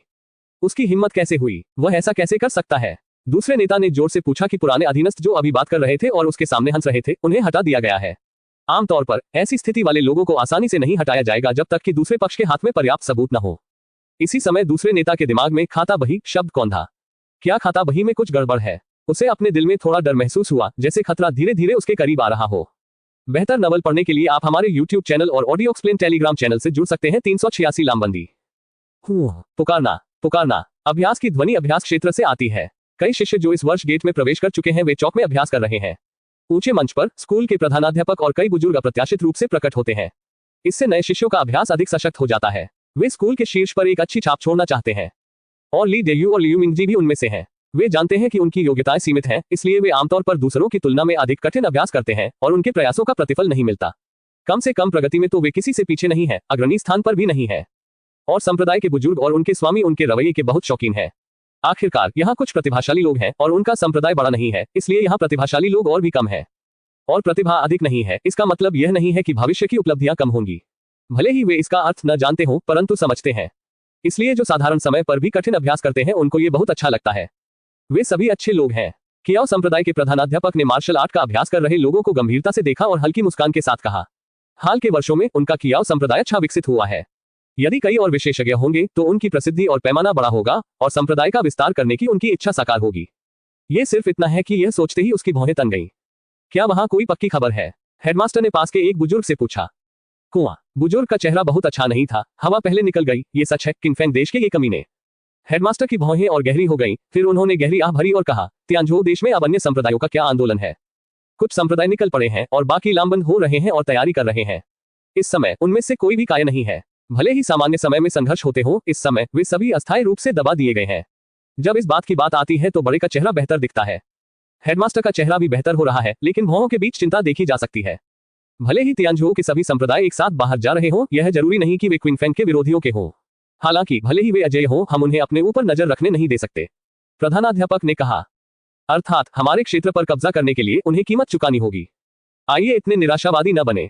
इस बार तियानझुओ देश का पूरा वुलन किंगफेंग देश के उन कमीनों को हराने की आशा से रहित नहीं है। अन्य बुजुर्गों ने एक के बाद एक अपनी राय व्यक्त की। हालांकि उनकी राय अलग अलग है, लेकिन उनमें से अधिकांश निराशावादी है। हालांकि कोई भी हार मानकर हार नहीं मानना चाहता। ताकत के अंतर के बावजूद उन्हें एक दूसरे से लड़ना होगा। भले ही वे अंत में असफल हो जाएं, वे किंगफेंग में वुलन लोगों को बहुत आरामदायक नहीं बना सकते। ठीक है, अन्य संप्रदायों ने कदम उठाए हैं, हम बहुत धीमे नहीं हो सकते। आज के मार्शल आर्ट अभ्यास के बाद हम सभी को एक साथ इकट्ठा कर सकते हैं। प्रधानाध्यापक ने कई शिष्यों की ओर देखा जो अभी भी गंभीरता से मार्शल आर्ट का अभ्यास कर रहे थे और कहा कि उन्हें नहीं पता कि कितने लोग जीवित वापस आ सकते हैं। हाँ, कई बुजुर्ग जवाब देते हैं। देयू, आपने कहा, क्या कारण है कि प्रधानाध्यापक ने आज हमें इकट्ठा किया? शाम को कई नए विद्यार्थियों ने अपना दिन का अभ्यास समाप्त किया। हालांकि अपने आवास पर लौटने के बजाय उन्हें एक बड़े चौराहे पर आने के लिए सूचित किया गया जहां कई छात्र एकत्र हुए थे। मुझे नहीं पता, ली दियू ने अपना सिर हिलाया। वह लियू मिंगजी के सवालों से भी हैरान थे। हालांकि उनका अवलोकन आखिरकार अधिक सावधान था और उन्होंने गरिमा में चेहरे के साथ कहा, ऐसा होना चाहिए कि कुछ महत्वपूर्ण होने वाला है। हाल ही में सभी वरिष्ठ भाई बहन जो बाहर अनुभव कर चुके हैं, एक के बाद एक स्कूल लौट आए हैं और उनके चेहरे बहुत गंभीर लग रहे हैं। ये सच है कि आपने ऐसा कहा? लियू मिंगजी थोड़ी देर के लिए चौंक गए और फिर इसके बारे में सोचा। अपने समय में उन्होंने बहुत से वरिष्ठ भाई बहनों को देखा, हालांकि उन्हें पहले ज्यादा सोचने की जरूरत नहीं पड़ी। अब ली देयू की बात सुनकर उन्हें भी कुछ असामान्य सा महसूस हुआ। क्या आपको वह दिन याद है जब हमने प्रवेश परीक्षा दी थी? मैंने आपसे कहा था कि हमारा स्कूल अपने नामांकन के पैमाने का विस्तार करेगा। शायद इसका उससे कुछ लेना देना है। ली देयू ने उस समय अनुमान लगाया जब उन्हें ये खबर पता चली। उसे कुछ संदेह हुआ। इतने समय में ही उसे ऐसा लगा कि वह इस बारे में भूल गया है, लेकिन जब उसने स्कूल का माहौल देखा तो उसे फिर से यह बात याद आ गई। ठीक है, यहाँ अनुमान लगाने से कोई फायदा नहीं है, हमें बाद में पता चलेगा। लियू मिंगजी अब इस समस्या के बारे में चिंता नहीं करना चाहती। वे तो नौसिखिया शिष्य हैं। स्वाभाविक रूप से उनकी तुलना उन बड़े मार्शल भाइयों से नहीं की जा सकती, इसलिए अभी तक उन्हें भी कोई खबर नहीं मिली है। वे केवल स्वयं ही अनुमान लगा सकते हैं। अंदाजा लगाने के बाद उन्हें नहीं पता कि वे सही हैं या नहीं। ठीक है, चलते हैं। ली दियू ने सिर हिलाया। जब वे चौराहे पर पहुंचे तो वहां पहले से ही बहुत सारे लोग मौजूद थे और उनके चेहरे पर थोड़ा आश्चर्य था। हालांकि वे जानते थे कि कियाओ संप्रदाय में पहले बहुत अधिक शिष्य नहीं थे, लेकिन जब वे मार्शल आर्ट का अभ्यास करते थे तो एक साथ अभ्यास करने वाले वे एकमात्र नए लोग थे। वे वरिष्ठ भाई बहन अभ्यास करने के लिए पहाड़ के नीचे चले गए या वे बंद थे। तो दो लोग इतने वरिष्ठ भाई बहन नहीं है जिन्हें मैं आमतौर पर देखता हूँ, लेकिन आज ये स्पष्ट रूप से भिन्न है। वर्ग में न केवल उनके जैसे नए शिष्य हैं, बल्कि वरिष्ठ भाई बहन भी हैं जो पहले ही लंबे समय से शुरुआत कर चुके हैं। वे सभी चौक पर आकर खड़े हो गए हैं, इसलिए अब चौक पर बहुत सारे लोग हैं। बेशक बहुत सारी आवाजें हैं। हालांकि उस पर खड़े प्रधानाध्यापकों और बुजुर्गों को प्रबंधन से कोई मतलब नहीं है, लेकिन वे अन्य शिष्यों के आने का इंतजार कर रहे हैं। लगभग सवा घंटे बाद चौक लोगों से भरा हुआ है और पहाड़ी द्वार पर कई शिष्य आ गए हैं। इस समय चौराहे के सामने वाले नेता को जोर से खांसी हुई। मजबूत आंतरिक शक्ति के कारण उसके खांसने की आवाज पूरे चौराहे पर फैल गई और उसके सामने शोर मचाने वाले लोग एक पल में शांत हो गए। प्रधानाध्यापक ने अपने शिष्यों के प्रदर्शन को संतुष्टि के साथ देखा। उसे फिर दुख हुआ। उन्हें नहीं पता कि कितने लोग वापस नहीं आ सके। बेहतर नवल पढ़ने के लिए आप हमारे YouTube चैनल और ऑडियो एक्सप्लेन टेलीग्राम चैनल से जुड़ सकते हैं। 387 चुनौतियों का सामना करना। आज आप सभी को इकट्ठा करने के लिए घोषणा करने के लिए कुछ है। मुझे लगता है कि आप में से कुछ ने इसके बारे में पहले सुना होगा, खासकर वे छात्र जिन्होंने बाहर अभ्यास किया है, उन्हें इसके बारे में लंबे समय से पता होना चाहिए था। प्रधानाध्यापक सामने ऊंचे मंच पर खड़े हो गए और नीचे अंधेरे शिष्यों की ओर देखने लगे। निश्चित रूप से जैसे ही नेता की आवाज गिरी, कई लोग इसके बारे में बात करने लगे। जब तक नेता दो बार फिर खांसे नहीं, तब तक चर्चा का स्वर चलता रहा। सब शांत। प्रधानाध्यापक ने गहरी आवाज में कहा, जो तुम नहीं जानते उसका अनुमान लगाने की कोशिश मत करो। मैंने आज तुम्हें ये घोषणा करने के लिए इकट्ठा किया है कि यह कोई रहस्य नहीं है। किंगफेंग साम्राज्य ने हाल ही में हमारे तियानझुओ साम्राज्य पर बड़े पैमाने पर आक्रमण किया है। ऐसा कहा जाता है कि शाही अदालत के मामलों का हमारे जियांगू संप्रदायों से कोई लेना देना नहीं है, लेकिन ये बोलते हुए हेडमास्टर ने निचले वर्ग के लोगों की ओर देखा और कहा, हालांकि किंगफेंग देश के जियांगू संप्रदाय इस बार हमारे तियानझुओ देश पर आक्रमण करने के लिए शाही सेना का पीछा कर रहे हैं, लेकिन उन्हें पहाड़ों और नदियों में कोई दिलचस्पी नहीं है, लेकिन वे तियानझुओ देश में सभी जियांगू संप्रदायों को उखाड़ फेंकना चाहते हैं ताकि हमारे क्षेत्र पर कब्जा हो सके। जब नेता ने ये कहा तो अनजाने में उसकी आवाज तेज हो गई। उसका चेहरा कुछ ज्यादा ही उत्तेजित और थोड़ा लाल हो गया था। हालांकि नीचे के वर्ग में समाचार सुनना पीछे रह गया। यह एक फ्राइंग पैन की तरह था।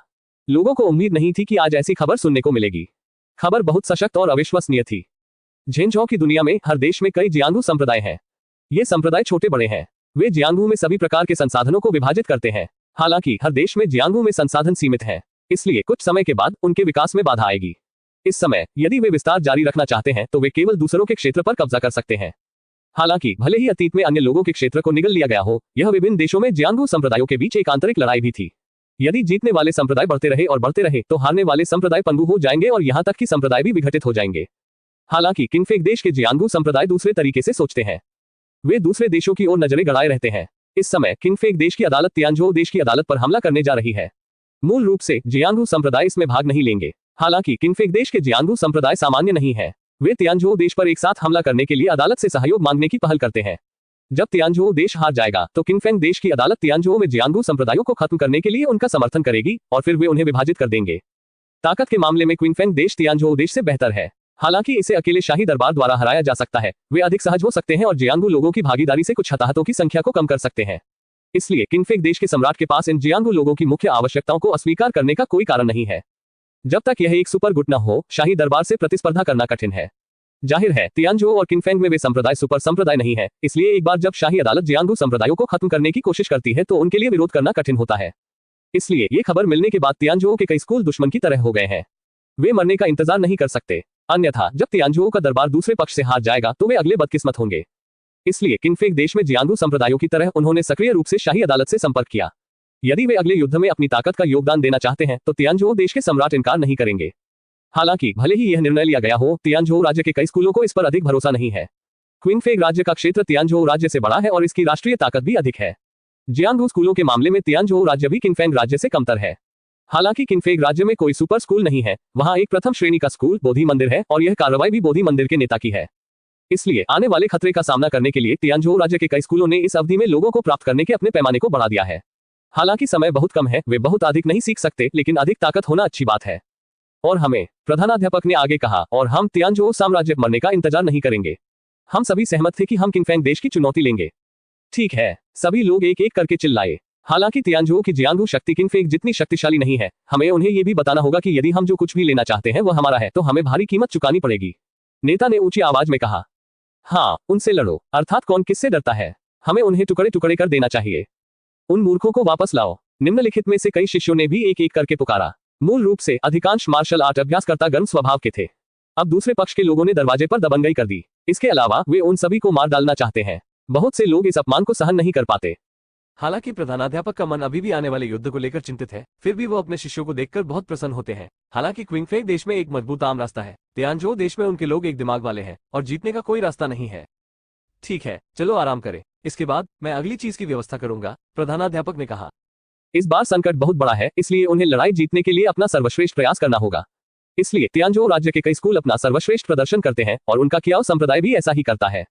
पर्वत द्वार की रक्षा करने वालों को छोड़कर अन्य लोगों को अग्रिम पंक्ति में उसका अनुसरण करना चाहिए, अन्य संप्रदायों के साथ जुड़ना चाहिए और किन्फेंग देश के सभी संप्रदायों के खिलाफ लड़ना चाहिए। इसलिए यहाँ तक कि वे शिष्य जो लंबे समय से पर्वत द्वार में प्रवेश कर चुके हैं, उनमें से अधिकांश भी इस यात्रा की टीम में हैं, जिनमें ली डेयू और लियू मिंगजी भी शामिल हैं। प्रस्थान का समय कल के बाद सुबह निर्धारित किया गया है और सभी प्रकार की सामान्य बातों की व्यवस्था करने के लिए एक और दिन होगा। नेता द्वारा सारी बातें घोषित करने के बाद कई शिष्य तितर बितर हो जाएंगे। उन्हें समाचार पहुंचाने के लिए वापस जाना होगा और साथ ही अपना सामान भी तैयार करना शुरू करना होगा। हालांकि वापस जाते समय माहौल अभी भी बहुत गर्म था। हर कोई इस बारे में बात कर रहा था कि चलते समय उन्होंने क्या सीखा। भाइयों के बीच कुछ उत्तेजना, कुछ चिंता और उलझन थी। आखिरकार आने वाला संघर्ष शिक्षकों और भाइयों के बीच द्वंद्व नहीं बल्कि एक वास्तविक मौत होगी। बेहतर नवल पढ़ने के लिए आप हमारे YouTube चैनल और ऑडियो एक्सप्लेन टेलीग्राम चैनल से जुड़ सकते हैं। 388 चिंताएं। डेयू, क्या आपको लगता है कि हम युद्ध करेंगे? हमने बहुत कुछ नहीं सीखा है। शुरुआती उत्साह के बाद केवल चिंता और डर ही बचा था। वापस जाते समय लियू मिंगजी ने अपने दोस्तों की ओर देखा और कुछ चिंता के साथ पूछा। वे दोनों बचकाने थे, अमीर परिवारों के बच्चे थे। युद्ध का मैदान उनके लिए बहुत दूर था। उन्होंने यह नहीं सोचा था कि वे एक दिन युद्ध के मैदान में जाएंगे। अगर वे देश की सेवा करेंगे तो अदालत में पेश होना पसंद करेंगे। सिर्फ मार्शल आर्ट के अभ्यास में रुचि के कारण उन्होंने अपने परिवारों, अपने पिछले जीवन को अलविदा कह दिया और यहाँ आ गए। हालांकि उस समय उन्होंने यह नहीं सोचा था कि वे युद्ध के मैदान में जाएंगे। लेकिन आज नेताजी ने जो कहा उससे उन्हें एहसास हो गया कि युद्ध का मैदान उनसे ज्यादा दूर नहीं है। जाना जरूरी है, लेकिन हमारी ताकत सीमित है और नेता जानबूझकर हमें पहले तो उपचारे की व्यवस्था नहीं करेंगे। हालांकि ली डेयू चिंतित था, लेकिन वह लियू मिंगजी जितना गंभीर नहीं था। जाहिर है इस घटना से बचने का कोई रास्ता नहीं है। तियानजो के सभी उलिन लोग दुश्मन से मिलने जाएंगे। हालांकि दुश्मन एक ही है, फिर भी वे अपने संप्रदाय के बारे में जरूर सोचेंगे। दुश्मन को हराने के बाद कोई भी बहुत कुछ खोने को तैयार नहीं होता। उस स्थिति में वे अपनी वर्तमान स्थिति खो देंगे। बेशक इन सब का आधार यह है कि वे जीत सकते हैं। इसलिए प्रधानाध्यापक कमजोर लोगों को मरते हुए नहीं देखेगा। उसके संप्रदाय की शक्ति को क्षीण करने के अतिरिक्त और कोई लाभ नहीं है। इसलिए वे या तो सामान्य सैनिकों या उनके जैसी ही ताकत वाले दुश्मनों का सामना करेंगे। इसलिए ली डेयू बहुत घबराएंगे नहीं। ली डेयू के विश्लेषण को सुनने के बाद लियू मिंगजी बेहतर मूड में थे और फिर कुछ खून उबल रहा था। हालांकि उसने पहले नहीं सोचा था कि वो युद्ध के मैदान में जाएगा। किस आदमी का युद्ध के मैदान में सरपट दौड़ने का सपना नहीं था। अब मौका आ गया है और यह ज्यादा खतरनाक नहीं लगता। बेशक लियू मिंगजी उत्साहित होंगे। डेयू, क्या तुम्हें लगता है कि तियानजो में हमारा स्कूल जीत सकता है? लियू मिंगजी ने पूछना जारी रखा। दरअसल उसके दिल में ज्यादा आत्मविश्वास नहीं था। हालांकि नेता ने अभी जो कहा वो बहुत सुखद था और ऐसा लग रहा था कि जीतने की अच्छी संभावना है, लेकिन उन्हें लगा कि यह बहुत मुश्किल है। यह मुश्किल है। ली डेयू और लियू मिंगजी का एक ही निर्णय है। किंगफेक देश की वुलिन सेना हमारी तुलना में अधिक मजबूत है। इसके अलावा उनके पास एक प्रथम श्रेणी संप्रदाय है जिसकी ताकत हमारे दोनों देशों के अन्य संप्रदायों से बेहतर है। ये कार्रवाई उनके द्वारा प्रस्तावित है, इसलिए किंगफेक देश के अन्य संप्रदाय निश्चित रूप से एक दूसरे के निर्देशों का पालन करेंगे। लेकिन हम एक जैसे नहीं हैं। ली डेयू ने गहरी आह भरी और कहा कि क्योंकि उन्हें मार्शल आर्ट का अभ्यास करने में रुचि थी, इसलिए उन्होंने इसके बारे में विशेष रूप से सीखा था। हमें क्या हुआ? लियू मिंगजी ने संदेह से पूछा। हमारे पास ऐसी मजबूत ताकत नहीं है जो अन्य संप्रदायों की तुलना में अधिक शक्तिशाली हो, इसलिए हमें ताकत की तुलना के बारे में कहने की जरूरत नहीं है। फिर जब किंगफेक देश के खिलाफ लड़ रहे हो तो नेता कौन है? कैसे करें ये सुनिश्चित करने के बाद कि क्या अन्य लोग दूसरे पक्ष की आज्ञा का पालन करने के लिए पूरी तरह सहमत हैं? समस्याएं। ली डेयू और कई स्कूल नेता इसी बात को लेकर चिंतित हैं। सबके लक्ष्य एक जैसे होने चाहिए। हालांकि किंगफेक राज्य के वुलिन में लोगों के खिलाफ लड़ाई की प्रक्रिया में कोई नेता नहीं हो सकता है, अन्यथा ये बहुत अराजक हो जाएगा। सब आपस में लड़ेंगे। उस स्थिति में ये किंगफेक राज्य का प्रतिद्वंद्वी नहीं है। और यह स्थिति वुलिन के नेता के समान है। बहुत से लोग इसकी चाहत रखेंगे, भले ही वे जानते हो कि यह खतरनाक है। बहुत से लोग इसके लिए लड़ना चाहेंगे। इसके लिए लड़ना ठीक है, लेकिन वे हार जाने से डरते हैं और वे चुने हुए लोगों के प्रति आश्वस्त नहीं है। फिर बाद में सहयोग में दिक्कतें आएंगी। जैसा कि आप कहते हैं, हमें कोई आशा नहीं है। लियू मिंगजी ने कुछ निराशा के साथ कहा कि वह अब वुलिन के लोगों में से एक है। स्वाभाविक रूप से उसमें मान अपमान का भाव होता है। यदि तियानजो देश में कई वुलिन संप्रदाय विफल हो जाते हैं, भले ही वो जीवित भी बच जाए, तो उसका दिल बहुत दुखी होगा। यह इस बात पर निर्भर करता है कि क्या नेता महत्वपूर्ण क्षण में अपने व्यक्तिगत हितों को छोड़ सकते हैं। ली डेयू ने कहा। हालांकि उनके मनोविज्ञान में बहुत अधिक आशा रखने की हिम्मत नहीं थी, इसलिए वो इस कार्रवाई के बारे में बहुत आशावादी नहीं थे। हालांकि अगर उसे ये पसंद नहीं है तो भी वो वहां जाएगा जब तक वो कियाओ गेट से भाग नहीं जाता। यह असंभव है। यदि वो ऐसा करता है तो न केवल उसकी बदनामी होगी, बल्कि देशद्रोही के रूप में भी उसका पीछा किया जाएगा। वो ऐसी जिंदगी नहीं जीना चाहता। इसके अलावा वो स्वयं नेता नहीं है। हालांकि कुछ लोग स्कूल के विनाश के अंत को स्वीकार नहीं कर सकते हैं जब तक कि वो और लियू मिंगजी दो अंत में अपनी जान बचा सकते हैं। ये सबसे बुरा अंत नहीं है। कियाओ गेट की अंतिम लामबंदी में तियानजो राज्य और अन्य संप्रदाय भी यही काम कर रहे हैं। उनमें से कुछ तेज है और वे मोर्चे पर जाने के लिए तैयार है। तियानजो राज्य के वुलिन लोग तैयारी कर रहे हैं। इस घटना के आरंभकर्ता के रूप में किंगफेक राज्य के वुलिन लोग निष्क्रिय नहीं है। चूंकि उन्होंने यह ऑपरेशन सबसे पहले शुरू किया, इसलिए वे अधिक तैयार है। इस समय इस ऑपरेशन में भाग लेने वाले कई संप्रदायों ने किंगफेक राज्य के शाही सैनिकों का सीमा क्षेत्र तक पीछा किया है। इस क्रिया का किंगफेक में बहुत प्रभाव है। आखिरकार इसे प्रथम श्रेणी संप्रदाय बोधि मंदिर कहा जाता है। इसके अलावा जब तक वे जीतेंगे, इससे उन्हें बहुत फायदा होगा। इसलिए वुलिन में कई स्कूल हैं जो इस कार्रवाई में भाग लेने के लिए आते हैं। हालांकि वुलिन के लोग नियमित सैनिकों से भिन्न हैं। उन्हें और अधिक आकस्मिक होने की जरूरत है। लड़ते समय वे अपनी बहादुरी पर अधिक भरोसा करते हैं, जो उस समय से भिन्न होता है जब सैनिक सेना पर भरोसा करते हैं। इसके अलावा वुलिन संप्रदाय और शाही दरबार के बीच संबंध सहयोगात्मक है, अधीनस्थ नहीं। इसलिए मार्च करने की प्रक्रिया में दोनों पक्ष अपने अपने रास्ते पर हैं, एक निश्चित दूरी बनाए रखते हैं और एक दूसरे के साथ हस्तक्षेप नहीं करते हैं, जो दोनों पक्षों के लिए एक स्वीकार्य परिणाम है। इस समय एक बड़े तंबू में मुख्य आसन पर साधु वेश में एक गंजा साधु बैठा है और उसके पीछे कई साधु खड़े हैं। उसके सिर के निचले हिस्से में बाईं और दाईं और दर्जनों लोग बैठे हैं। ये लोग कमोबेश उग्र होते हैं। इस समय लोग कुछ न कुछ बातें कर रहे हैं। बेहतर नॉवल पढ़ने के लिए आप हमारे YouTube चैनल और ऑडियो एक्सप्लेन टेलीग्राम चैनल से जुड़ सकते हैं। 389 मार्ग का नेतृत्व करना। सज्जनों, जब मैं आपको यहाँ बुलाऊंगा तो मुझे एक बात कहनी है। प्रधान साधु ने नीचे बैठे लोगों की ओर आधा तिरछा होकर देखा और कहा, मास्टर कोंगमिंग, अगर आपको कुछ कहना है। हाँ, हम सभी मास्टर कोंगमिंग का इंतजार कर रहे हैं।